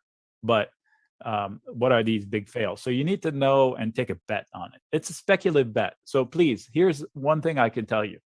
Do not average down on SPACs. So you decide you're going to risk X money on it. Don't say, oh man, I lost half my money, I'm going to double down. No, whatever you bet on it, make it be your bet, because it's not Apple. There's no guarantee it's coming back, and it can certainly go to zero. So they're speculative bets. They carry a finite risk. Do not increase. Okay, then we have UPST mentioning possible short. Yeah. Okay, possible short. Why? So yes, it's overly. So this is one of those THTH. It's too high to chase and it's too hot to short. Why on earth would you ever see a lioness chasing a herd of gazelles, chasing the gazelle that's leaping the highest? No, it's going to go to the one limping or the baby. So why chase a tough ticker? Yes, it could fall a lot, but why bother with it? There are easier marks out there. So yeah, it is shortable. The way I would short it, I would do either a credit call spread above highs or a debit put spread way out in time. And I would pay maybe $3 for it with a $10 wide. So the upside potential would be $7. Hopefully that made sense. Okay. All right. Let's go on. CLF. I'm going to do CLF. Somebody asked about CLF. Yeah. So it's falling into support. If it loses 19, I would be very concerned, because it could be going to 16, if not 15 and a half. It has support below 19, but that could be a trigger for the machines to start selling. And it is a pivotal zone, so I would buy the dip. So it's a matter of whether it's going to trigger the dip and where to buy it. If I'm long, I'm not panicking long. If I take longs, I would book into 22, because there's a huge pile of sellers up there. All right, next. Okay, next, let's see what we had here in line. We had Riot from Augusto Charles. Okay, I think it's still tied to Bitcoin. No, maybe not. Right? I believe, yeah, it's definitely a miner. Yeah. So why is it not skyrocketing? Bitcoin, all my coins are green, green, green. What's going on? So this is let me take out the line. Well, buy the dip opportunity in this area with stops. So that comment still stands. What does it mean? It's falling into a prior support level that has served for several rallies. So it makes sense that they repeat the process. Now, the more time you do this, the more crucial it is to hold the floor. If you lose the floor, you're going to dip down to here. I don't think it goes there without some sort of a headline. And I think it's going to find sellers into 32, but it's not going to be the death of it. So being long here is okay in my book for this one, with a stop. If it's a trade, I don't know if it's worth a long-term investment. They shifted their strategy completely. So be careful with all these companies. If you like Bitcoin, use the cryptocurrencies that are out there. I'm finding the easiest trades this year, 20 to 30% yields quickly, if you just use common sense. If you've never looked into crypto, I encourage you to just jump in. It's so cheap to get started and so much fun to do because it's little money. And then when you get good at it, then you can expand it. Anyway. Okay, let's go to Tesla. Okay, Tesla delivered on its promise. So I'll show you my notes about it. Weeks ago, I said it was a breakout. I shared it and I said 790 was the potential target. Sorry about that. From here. So it's delivered that, and it's still in the process. Now, there have been more breakouts along the way, as there have been breakouts to get it here and here. So clear thing to say, the buyers are in charge. They're ping-ponging inside of an ascending range. Continue to do what's working until it stops working. Take out my lines. You can see it. Clear ascending channel. Look at this. Look left. They beat this guy almost. They closed below it. They closed above it one time. They closed at it one time on Friday. They closed slightly below it. But 760, hold 760 and take this out. There's no, I mean, 1,000 is doable. However, it needs the market to help it get there. So if the sentiment tizzy we're having here overall could trip it down to 720, 740 or 720, I would buy that dip, because if the market finally stabilizes, this one will go back to 1,000 by triggering a breakout from 800. So a breakout of this is powerful. That's what I'm trying to say. However, it gets there. Okay. All right. We have LC with SoFi, SOFI. Yeah. So SoFi, I'm long. I shared it in the chat room, I believe. So I bought calls naked a couple weeks ago, I think. I sold calls against them, which makes it like a calendar. That's what I did here. See, this is a calendar call spread, meaning I own an asset out in time, 19 days out. In my case, it's longer for SoFi. And I'm selling assets against it shorter time. So I'm trying to make my entry point here cheaper. This is called a spread. This particular one is called a calendar spread because it switches calendars. I'm buying out in time. I'm selling closer to time to now. Same level, 144, 144. This is not SoFi, but that's what I did in SoFi. In SoFi, I bought 1750 call out in time, and I sold like 25 cents for last week's 1950. So that would have been a diagonal, because the one I bought is lower than the one I sold. So I like SoFi long term. I'm long it, and I was just trying to cash in some money. So I'm still long the 1750 call in SoFi out in time at a cheap entry point, because I already sold calls against it and they expired worthless in my favor. Okay. All right. And we have a question here about CEI. Just some insight here for you, Nic. This is a stock that they're like in energy. Oh my God. And well, yeah. So like, yeah, they're in energy. And then What the they announced a couple updates out there about mining some sort of Bitcoin and that kind of stuff. And there's this guy on Twitter that has been pumping this stock up. And I think this would be a great example when social media trades meet your analysis. So the all-time high is 105 million on this stock, just to let you know. So whatever it was before, 105 million, that's the all-time high. Boy, it's given back a lot. No, just there's no way you would get me invested in this. I could bet on it, but there's nothing from the chart long term. I mean, when did this meme start? Is it a new company starting when? Like, is it one company that jumped into the shoes of another company? So I don't know what happened, but let's talk. The only way I could trade this, and I emphasize the word trade, is I have to be good with charts and actively trading it. So this is a 15-minute chart. I can give you some intelligence there, and that's about it. There are buyers below 3. You can see all these wicks. So you can count on them to be there. Next time it dips into 3 or lower, you can swing trade it, buy it. There are sellers at 3.4 currently. The carrot is up to 3.8, but the sellers have been relentless. And this is the candle to pay attention to. Look left on the 28th, that and the roof here. So I would put a line at 3.4 and start knowing that there's going to be a change in behavior, whatever happens. So if it's going into 3.4, there's going to be sellers. If they go above it and test it for footing, now it becomes support going forward. So buy, sell, ping pong until one of the sides breaks out. I don't know anything about it long term. Okay. All right. Let's go to Warner Music Group. I think that's WMG. Music Group. still in business. Yeah, this is not an obvious point of entry. I have a shortcut for that in the chat room. So this is not an obvious point of entry. No way. So kudos if you won with it. Quite frankly, this is one of those mystery charts. Like, what the hell are they chasing? And let's look. So, okay, there's growth, but not explosive growth. Only net income is 270 million. Yet the stock chart looks better than AMD, basically. Not really, but it looks pretty healthy. Probably too healthy. If I'm long, I'm booking profits against these tails. I'm locking profits. What else do you want? I mean, what else do you expect of upside? It's pretty tricky. 80 PE, not that crucial. For price to sales, it doesn't tell me much. So I don't know why it doesn't have history there in there. But not an entry point for me. Somebody's saying Sava, please. I think you already did that one, right? No, I don't think so. So Cassava fell on a headline, right? So you want the opposite of that headline to go. I bought the dip, so I'm long Cassava via debit call spread. I believe it's red, so I didn't catch the absolute bottom. I'm happy with it. Microsoft, you can look at my notes. They're all there. Bounce, great. Avoid the fade. Avoid this.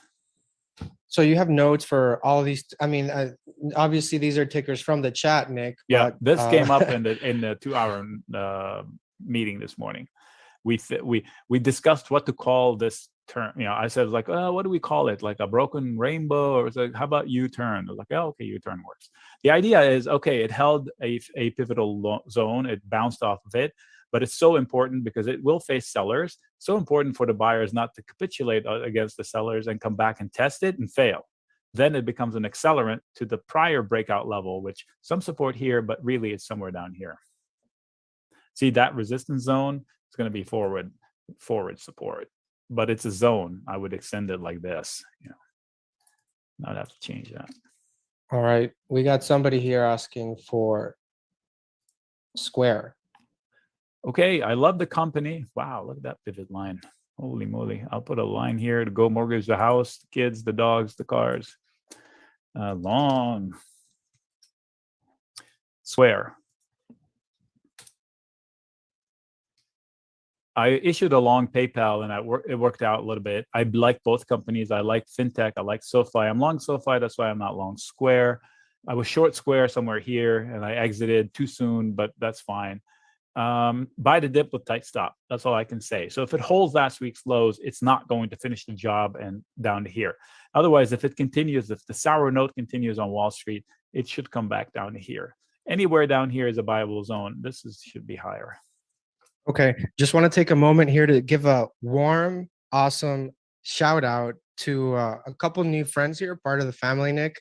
I know you have a pretty big family in the chat room. Well, we got 2 new Benzinga family members here. Couple more coming in here. We got VMart. I definitely remember that email. So shout out to you, man. WestJet also, welcome.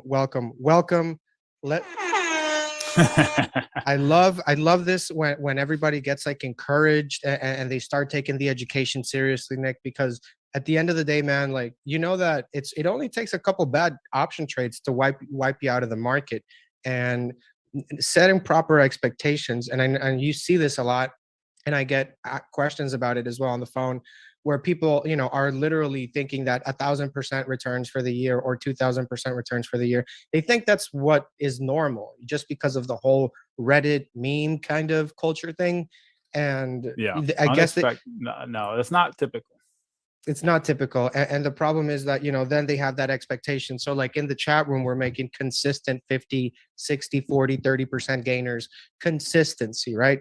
Consistently making winners instead of trying to shoot for home runs that quite honestly are a coin flip, like Nick says. So, yes, it is good to see that a lot of people here are taking the education seriously because, talking from experience, you definitely want to be able to trade with somebody that knows what they're doing. Obviously, it's going to be really tough, right? It's going to be an uphill battle for you.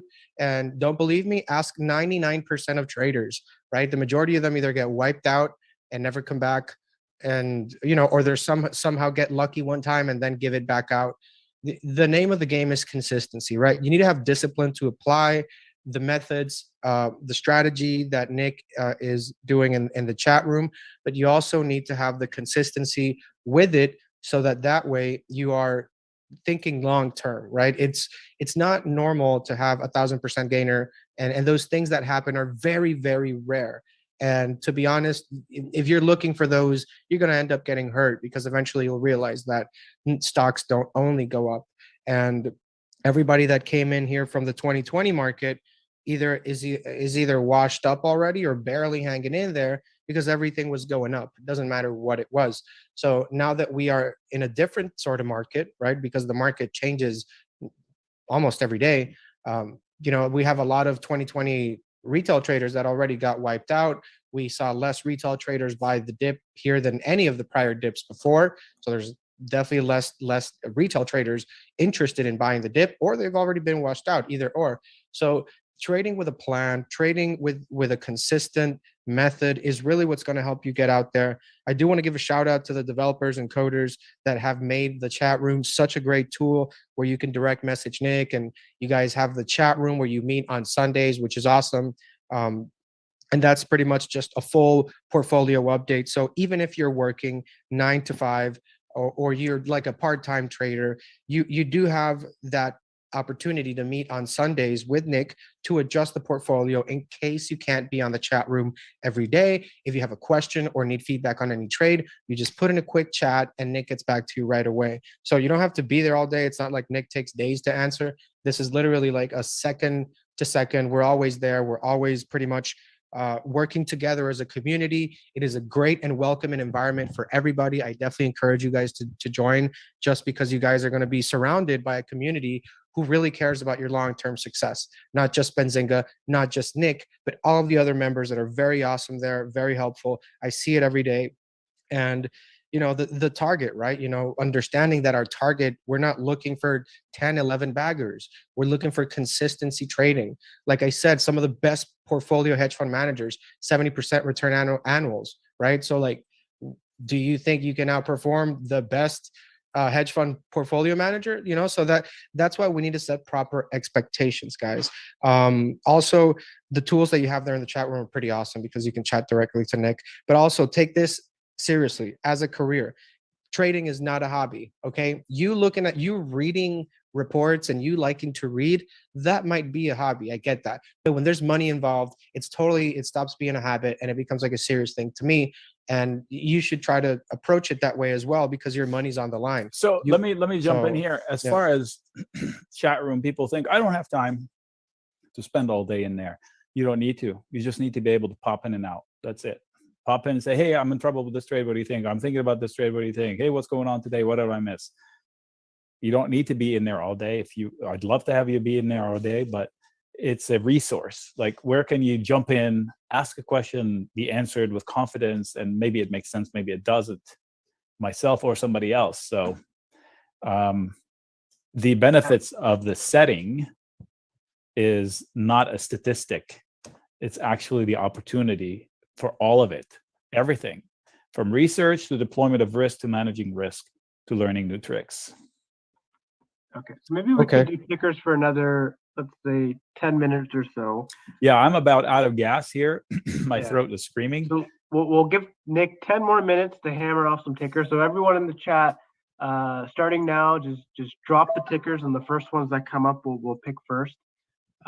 First come, first serve, and the folks in the YouTube as well, you as well, just drop your tickers.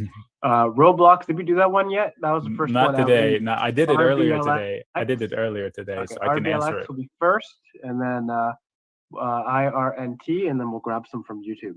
Okay. Yeah, and if you want to do this every day, just join the chat. He does this every exactly. day. So Roblox is under fire from headlines from China, I believe, in the gaming, right? So I like it long term. It's a tough hold.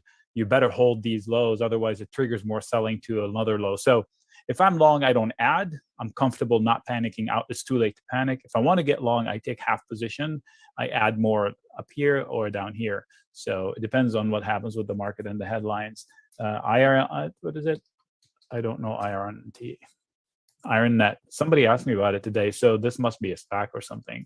It's back to base. So do your homework. Yeah, this is SPAC. There's no income, so nothing I could bribe for you from the chart other than to say it's back to base. All the hoopla is done. If you thought oh my gosh, I wish I was long, there's your opportunity. But do your homework. So it's not a good From stock. YouTube, we have SOS from Sharif Fuzaman. SOS. Yeah, I don't know if that's actually a ticker. Okay, so SOS needs some help. Apparently, I have lines on it. It does have a PNL. So what the heck is going on? So my lines are old. Thank you for alerting me so I can delete these lines.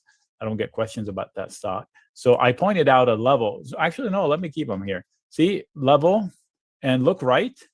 Look right. Look what that level did. Oh, yes, we'll hold it. Oh, no, we'll lose it and we'll never retake it out. Right? So that's an important level to have had held.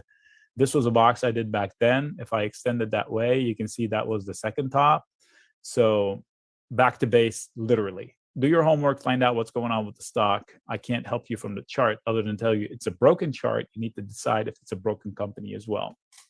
All right, Peloton from Nick Williams. Did we do that today? I did it this morning. So Peloton is too late to panic, but definitely tight stop, because if it loses this low, God help us, this stock is going to get cut in half if it loses this low. It has a lot of support. It's the unlikely scenario, but it's there. So because it's an unlikely scenario, if I'm not short yet, if I didn't leave it, I should stay with it. If I took longs now, I should be happy about it with a tight stop, because this opportunity is too easy and this is too illogical. Both are crazy. So tight stop and enjoy the profits and book them quickly. All right. Joseph wants Sava, S-A-V-A. We did SAV. Okay, then we do Zoom, ZM. Okay, so ZM. Dave. I'm Canadian, sorry guys. Ferner. Zoom. So good pop. So Zoom, I have lines. I thought it would hold this, and I was hoping for a recovery there. That didn't happen. Blow it out. So this box needed to hold, stop out. So if somebody took my Zoom trade, they should have stopped out based on my first stop out line. And stop out line from prior trade that actually yielded profits triggered as well. And now they're trying to take that out. So the bulls are at a disadvantage, and I don't understand why. The fundamentals are strong. It's strong. So if the market stabilizes, buyers should start buying it.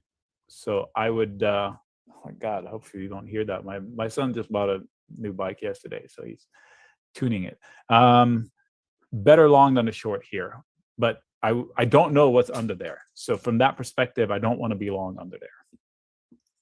So if I take longs, don't take 100%. Somebody asked about DraftKings, same comments. You want to avoid this. This should be a base, but not a hard line base. You want to avoid that. Good bounce. A lot of sellers lurking in here. So the bulls have to work hard to maintain this ascending channel. Long term, this is a business that will win. So far, they have a lot of expenses, but they do make good handshake deals. So Jeff Rude from YouTube, we'll give it to him because he's been super engaged all chat. Hymns. I love the concept. I mean, what? Nobody wants to go to the store and talk to doctors and sensitive subjects.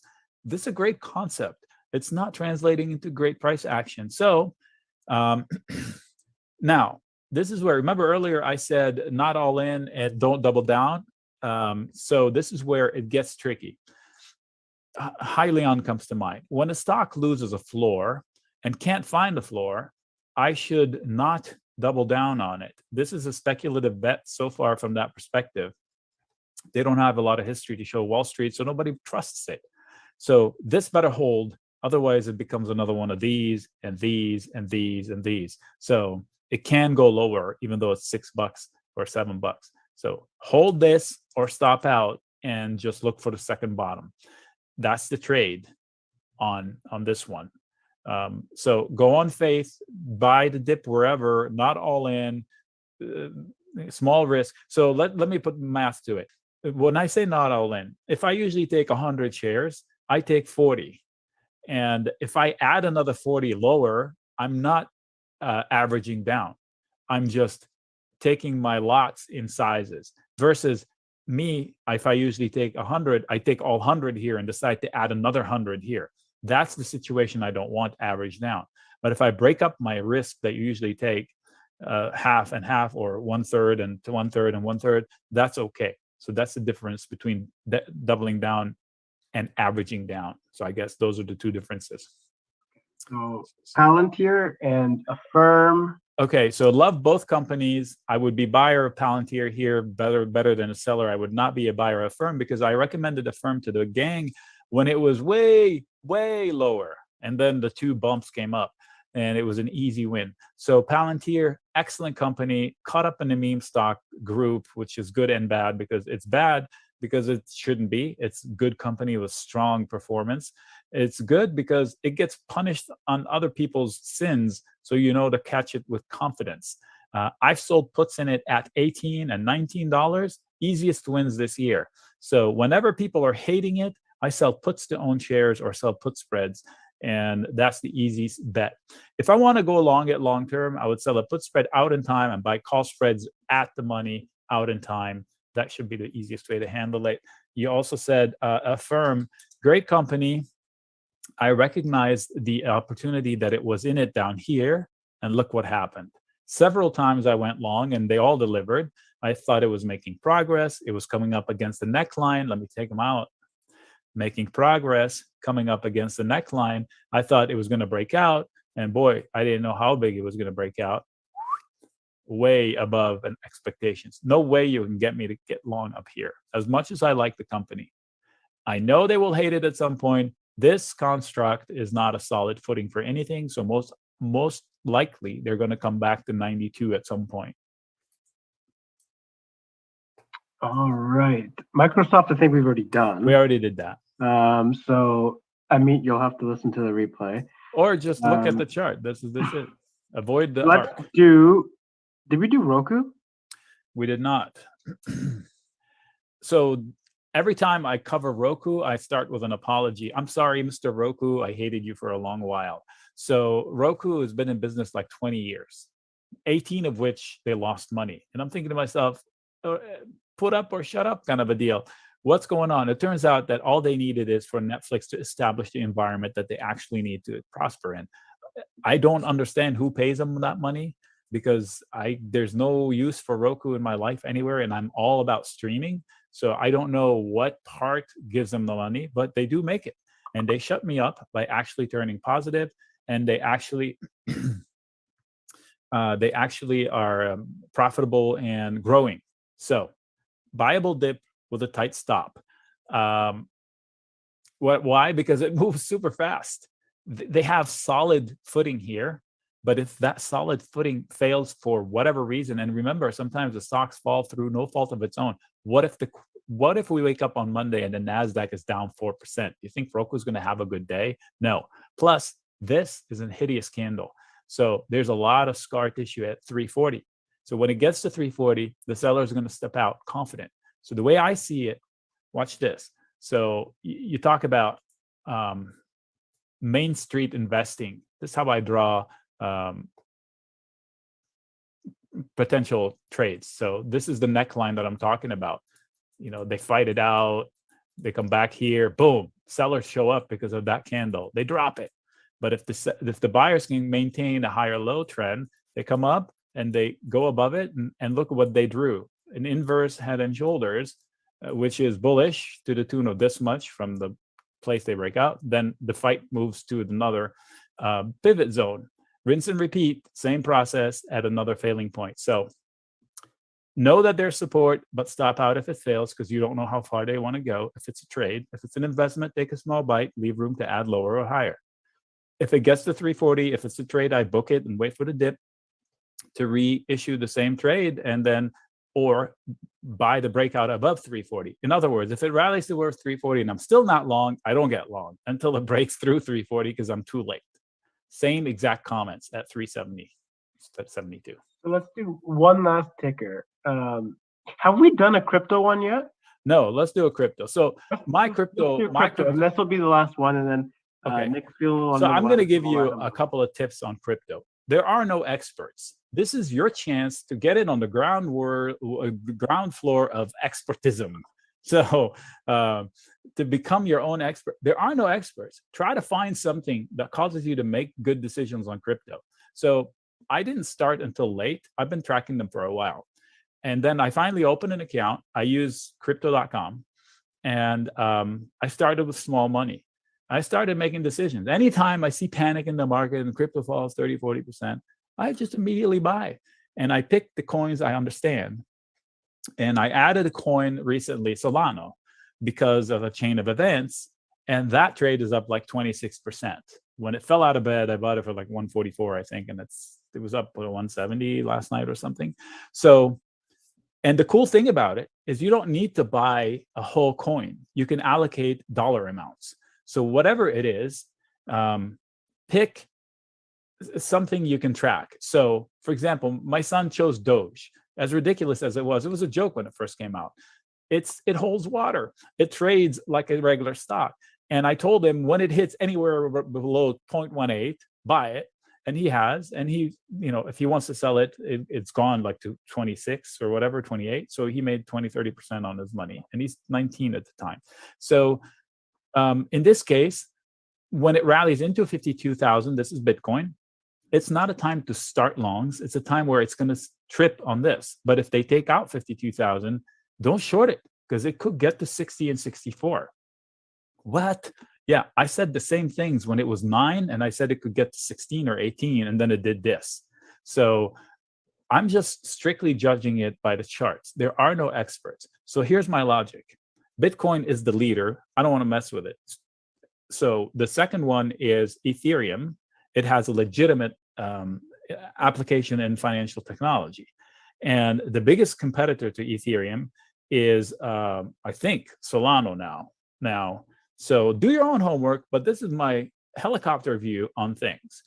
And the one thing that I found is that I can collect 10% interest on some of the coins if I would lock my money. So I found a stable coin that tracks the US dollar. It's not guaranteed. It is not guaranteed. So it's not like putting money in the bank.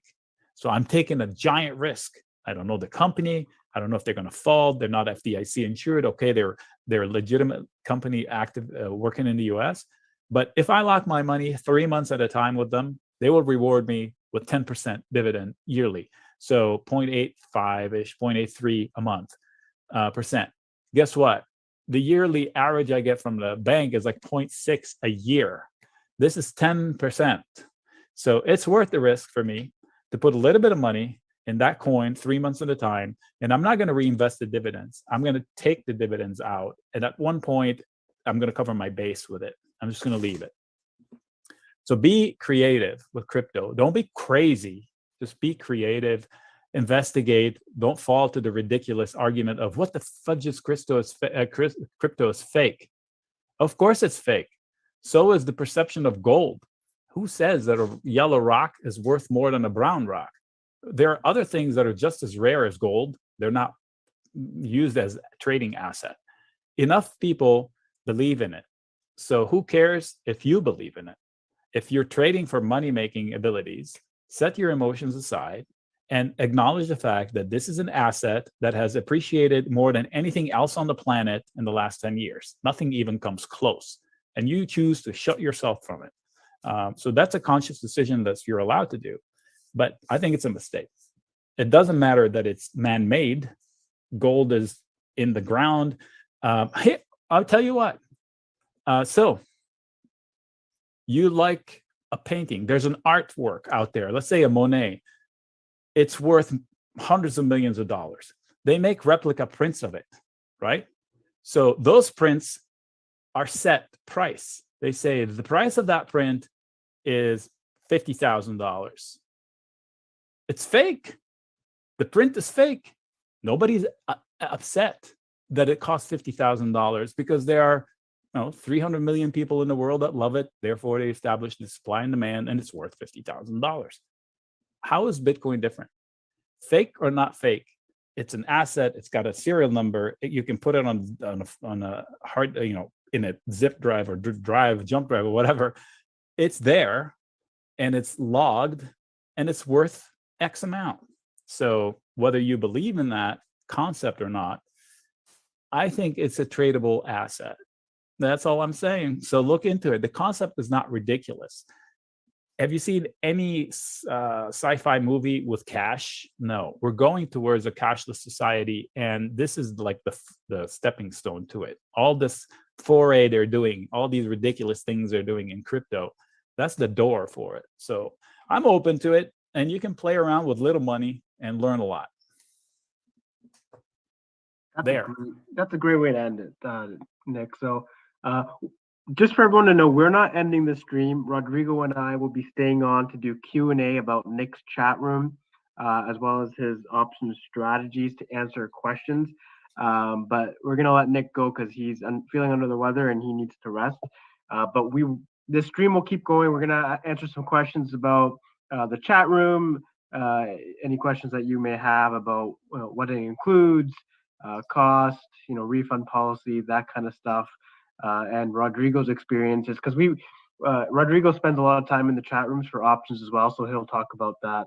But thank you, Nic. Again, it's always a pleasure learning from you. I appreciate it. I'm bullish crypto too. I've been trading Ethereum in and out the last couple of months, and I'm super bullish on it as well. So thank you again, Nic. And until next time, until the next session, if you did join the Inner Circle chat room, you'll be, technically you can chat with them even tonight or tomorrow during market hours for sure. So you'll see Nic then in the chat room tomorrow. Rodrigo and I will be staying on here. So thank you again, Nic, and we'll talk soon. I appreciate it. I'm gonna leave, so the screen is gonna be in your hands from here. Yeah, we're gonna look at Rodrigo now. Thanks, everyone. I'll see you in the chat room later. Bye. Perfect. Rodrigo, are you still there? What is up, people? Okay, number one, congratulations for staying here, right? And going over the educational segment that we have here for options. We're only getting started here, so don't go anywhere. We're literally just getting hot here. We're getting warmed up. So as you guys saw, Nic knows the stuff about options. If you want to do that every day with him, you can go to the chat room. That is where Nic is all day. That's where you can find him nonstop. He doesn't really stop doing options. Like every time I talk to him, it's like options related, and he's always already doing something else about options. But there's a lot of you guys here that seem to be a little bit on the newer side, which is definitely good because you want to get the education for options when you start. You don't want to get it once you're down 80K or 100 or 200 grand. There's always a lot of calls that I get about that. And that's why we're doing this, right? That's why we started doing these educational workshops, because we know where you guys are standing and we're trying to give you the best possible trading experience that you can. As you know, Benzinga is for retail by retail. So there's really no gray area there, when it comes to what we do here. So yeah, I think where I left off was that you guys need to start taking the trading part seriously in your career. Stop treating it like a casino. Stop doing these crazy wild out of the money calls that expire next week kind of moves.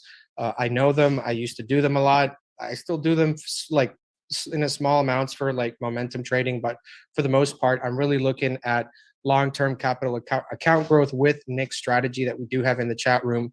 And typically what we do our own research, right? That might sound weird to some people, but we definitely look at the economic indicators, the numbers, the indexes. We try to reason everything we can out of it, because ultimately, if you are just trading, if you're trading what CNBC is showing you, you're already too late.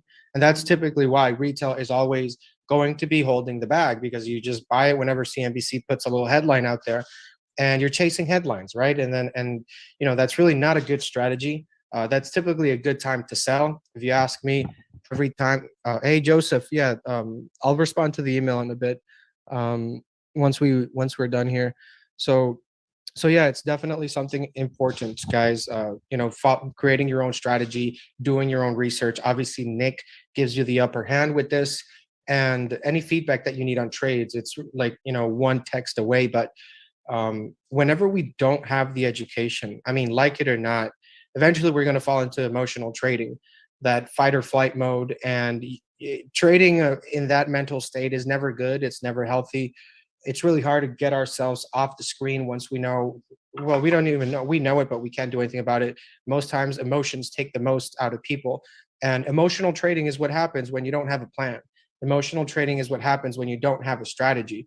And that's pretty much what we do all day in the chat room, setting up strategies, adjusting the portfolio. We do this almost on a day-to-day basis, but most importantly, we do this on a weekly basis.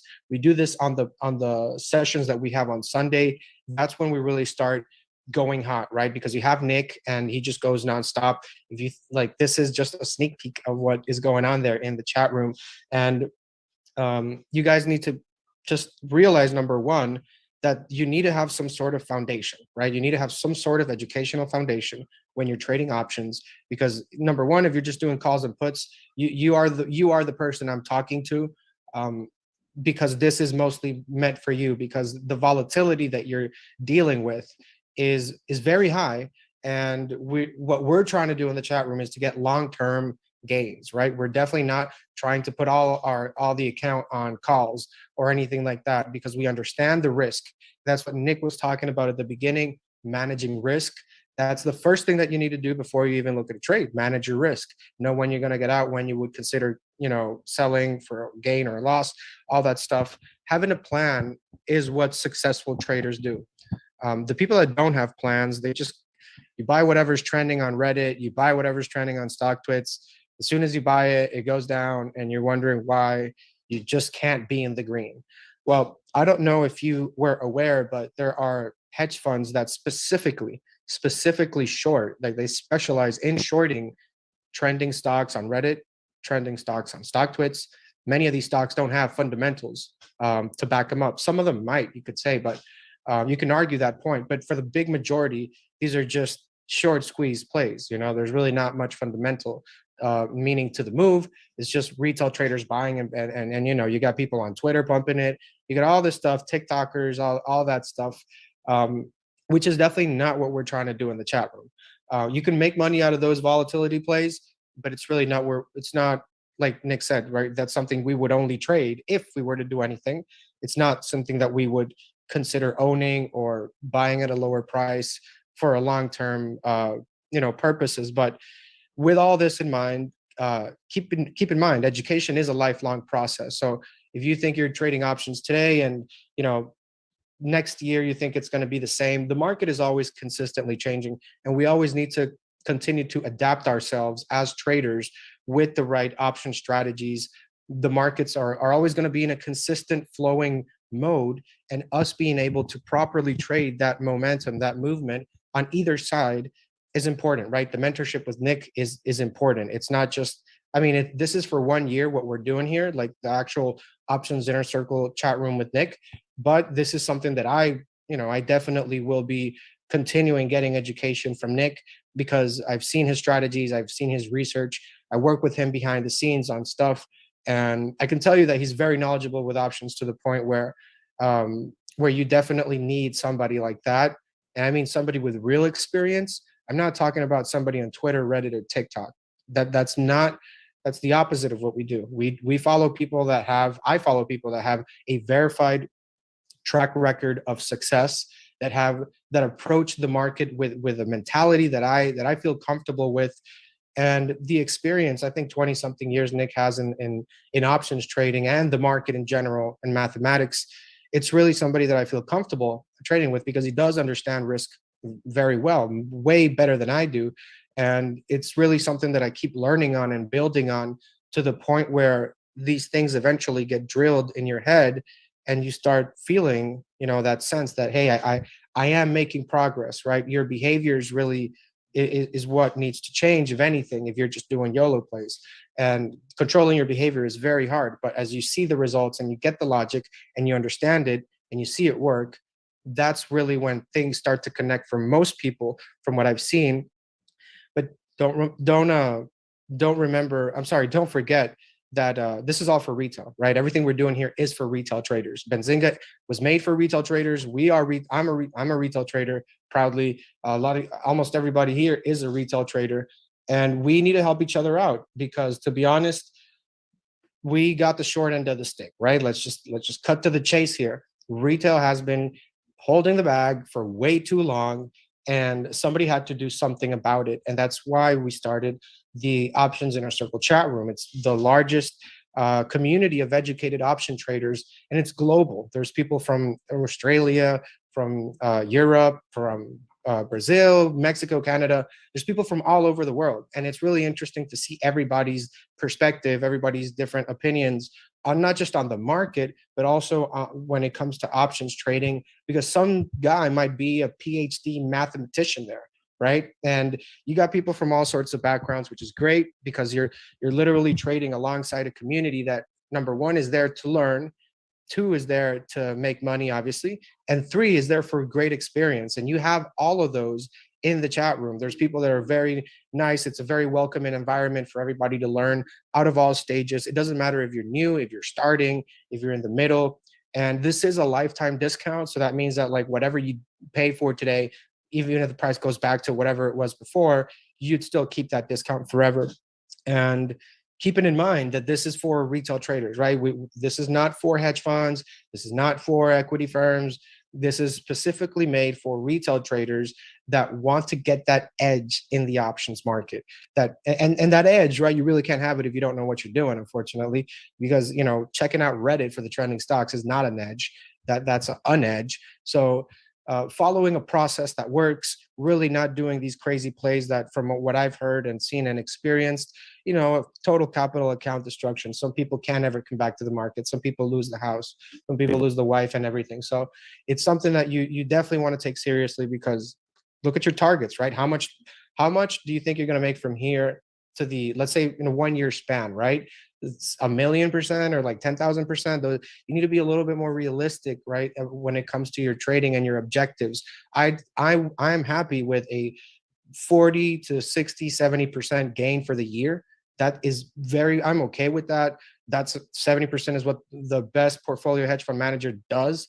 And you can look at Wall Street. There are people that their portfolios are up 18% for the year, 15% for the year, and 17% for the year. And they brag. And those are numbers that big money brags about. So not sure why retail thinks those numbers are bad, but that's really the problem, right? We look for the bigger reward, and that includes bigger risk. And with that bigger risk, well, you blow up your account with these calls and puts. So finding a strategy, finding something that works definitely helps you guys. And don't do the whole vacuum trading, because that whole vacuum trading killed me when I started. It was just me, a computer, like 10 monitors, just reading headlines, all that stuff. And it just wasn't a strategy that worked. And I don't know anybody that's been doing that long term. At one point, you will eventually, every trader, it doesn't matter how advanced you are, even equity firms and hedge funds do this. They meet up in a community. They meet up together to talk about trades, to talk about strategies, ways to make money in the market. Obviously, they're talking about other stuff, but as a community for retail traders, we are talking about how to better improve our personal options trading skills, because this is something that you will take to the grave and teach your kids, hopefully, how to do it, because financial education is important. And the more you know about it, the better prepared you are to take advantage of the volatility in the markets. It's that simple. So knowing what you're doing and having that mentorship, that community vibe, that welcoming environment where you get every question answered, every trade you want to talk about, you talk about it and you learn every time. Like every single day I open the chat room, I'm learning a couple things because of what Nic is talking about. Whenever he's as the market changes, there's things about stimulus packages, there's things about increasing taxes, there's so many things in the news, the dollar going on right now, Bitcoin, everything impacting everything else, and just digesting everything and being able to understand it all in one. Also looking at the economic numbers, doing the research, doing the work. And I know a lot of people want to make money, but not a lot of people want to prepare and do the work that goes behind that. And that's just how life is. So having Nic doing that for everybody else here, because maybe you don't have time, maybe you're busy, right? And that's what Nic does. He pretty much sums everything up for you, and he explains it to you in a way where you know how to take actionable trade ideas that he's going to give you. And just don't fall back to the emotional trading. Don't do that social media trading, because you need to be able to look at yourself from the future and to today and say that I did something right for me. Meaning that like your future self would tell your present self to get the education. to stop winging it. So this is something that some people need an epiphany for them to realize it, right? You have to blow up your account to realize the stuff. And it shouldn't be like that. You shouldn't have to wait to blow up for you to try to get education and try to find to improve your trading. It's just not the best way to do it.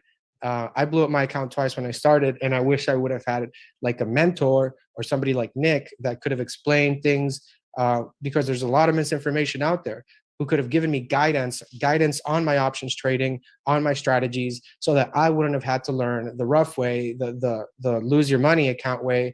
And I would have learned in a much better format, educational, with a community, build relationships, all that stuff. So if you're new, this is legitimately like the best thing for you, because this did not exist 1 or 2 years ago. It wasn't there. All you had were these pump and dump chat rooms, public, where there's fake bots, there's profiles, there's people obviously for the pump and dump chat rooms, all these Discord pump and dump chat rooms. That is the biggest mistake that most retail traders will make with everything. So remember to just focus on the education, focus on what matters. Don't really have that mindset where if I don't make 10x, if I don't make 10 baggers on this trade, I don't like it, right? We need to set proper expectations for everybody, especially if you're new, right? 2020 is not a normal year. Don't expect that to repeat again. Not everything is going up, obviously, which is why almost every retail trader from 2020 got washed up. So the people that are still in the market, either barely hanging on or trying to finally get that education that we really need, right? Because 2020, you didn't need education. You just bought it and it went up. So Nic went over some of his winning trades. As you see, we do have a very set strategy that we're using for 85, 90% success rate on these spreads that we're doing.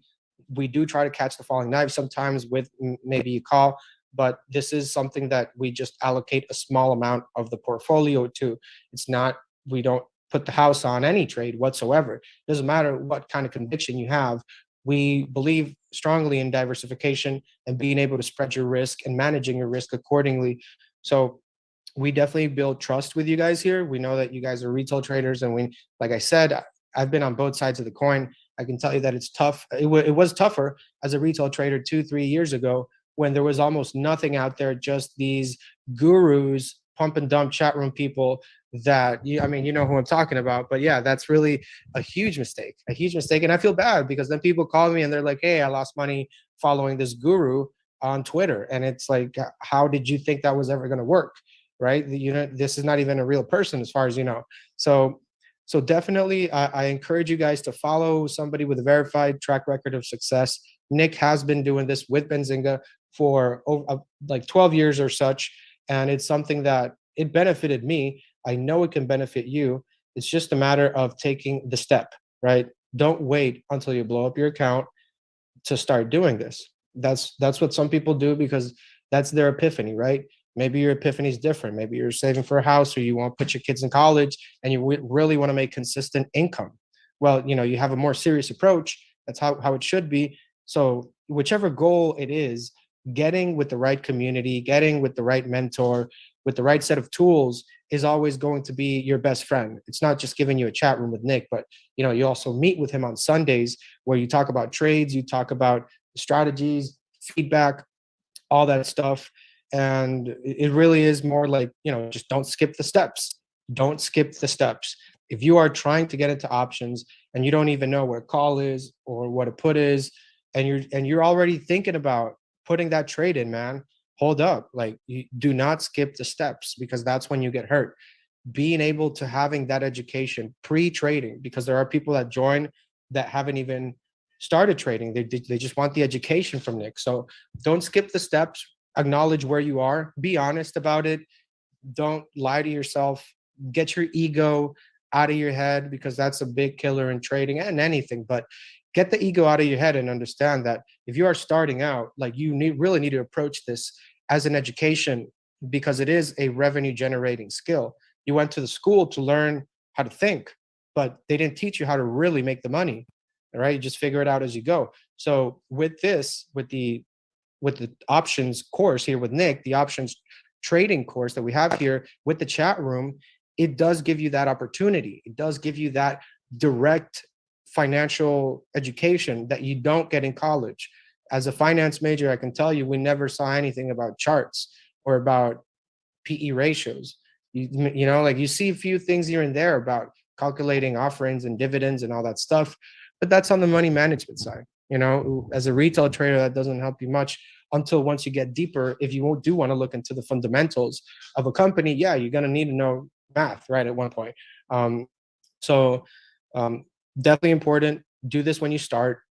You know, it's like a tree. When a tree is growing, if it's growing bent and you leave it growing to grow bent, it's going to grow bent. And when it's too big, you're not going to be able to, you know, make it straight. So that's why whenever there's a tree coming out and it's bent, they always fix it when it's very early in the life of that tree or plant, whatever it is, so that it grows straight from the beginning.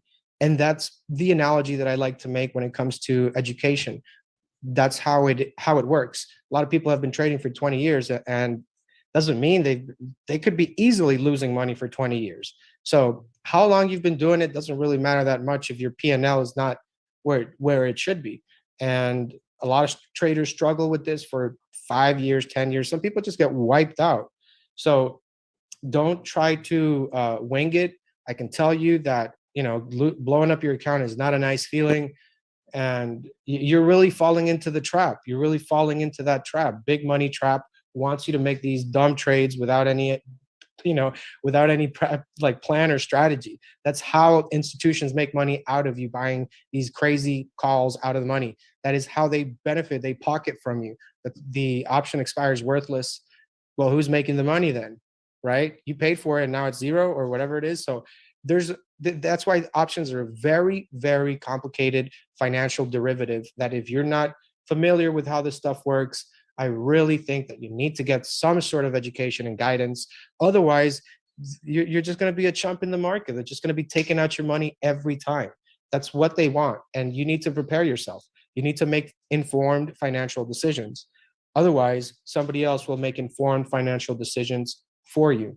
And that's what we're trying to do here. We're trying to show you how to think. We're trying to show you how to really think critically about options trading and understand this is a full year trading course. This is for the full year. Just want to set proper expectations with people here so that, you know, we're all on the same page. This is not Lotto Ticket 101. This is not Lotto Ticket 101. This is basically showing you how to trade options beyond the calls, beyond the puts. And that's just some information I wanted to give you guys because this is a great thing that Benzinga is doing, to be honest, helping traders all around the world, you know, be able to improve their options trading. I've seen some great results, and I've seen a lot of people, you know, just starting be able to improve and go into other types of option trades and really understand the mentality, really understand what's going on. And it's great to see that. Great to see the progress that a lot of people have had. That's what I got on my end here, Harvey. Yeah, so we had some questions about on YouTube about the product here. So let's just go through them quick. Do you have a trial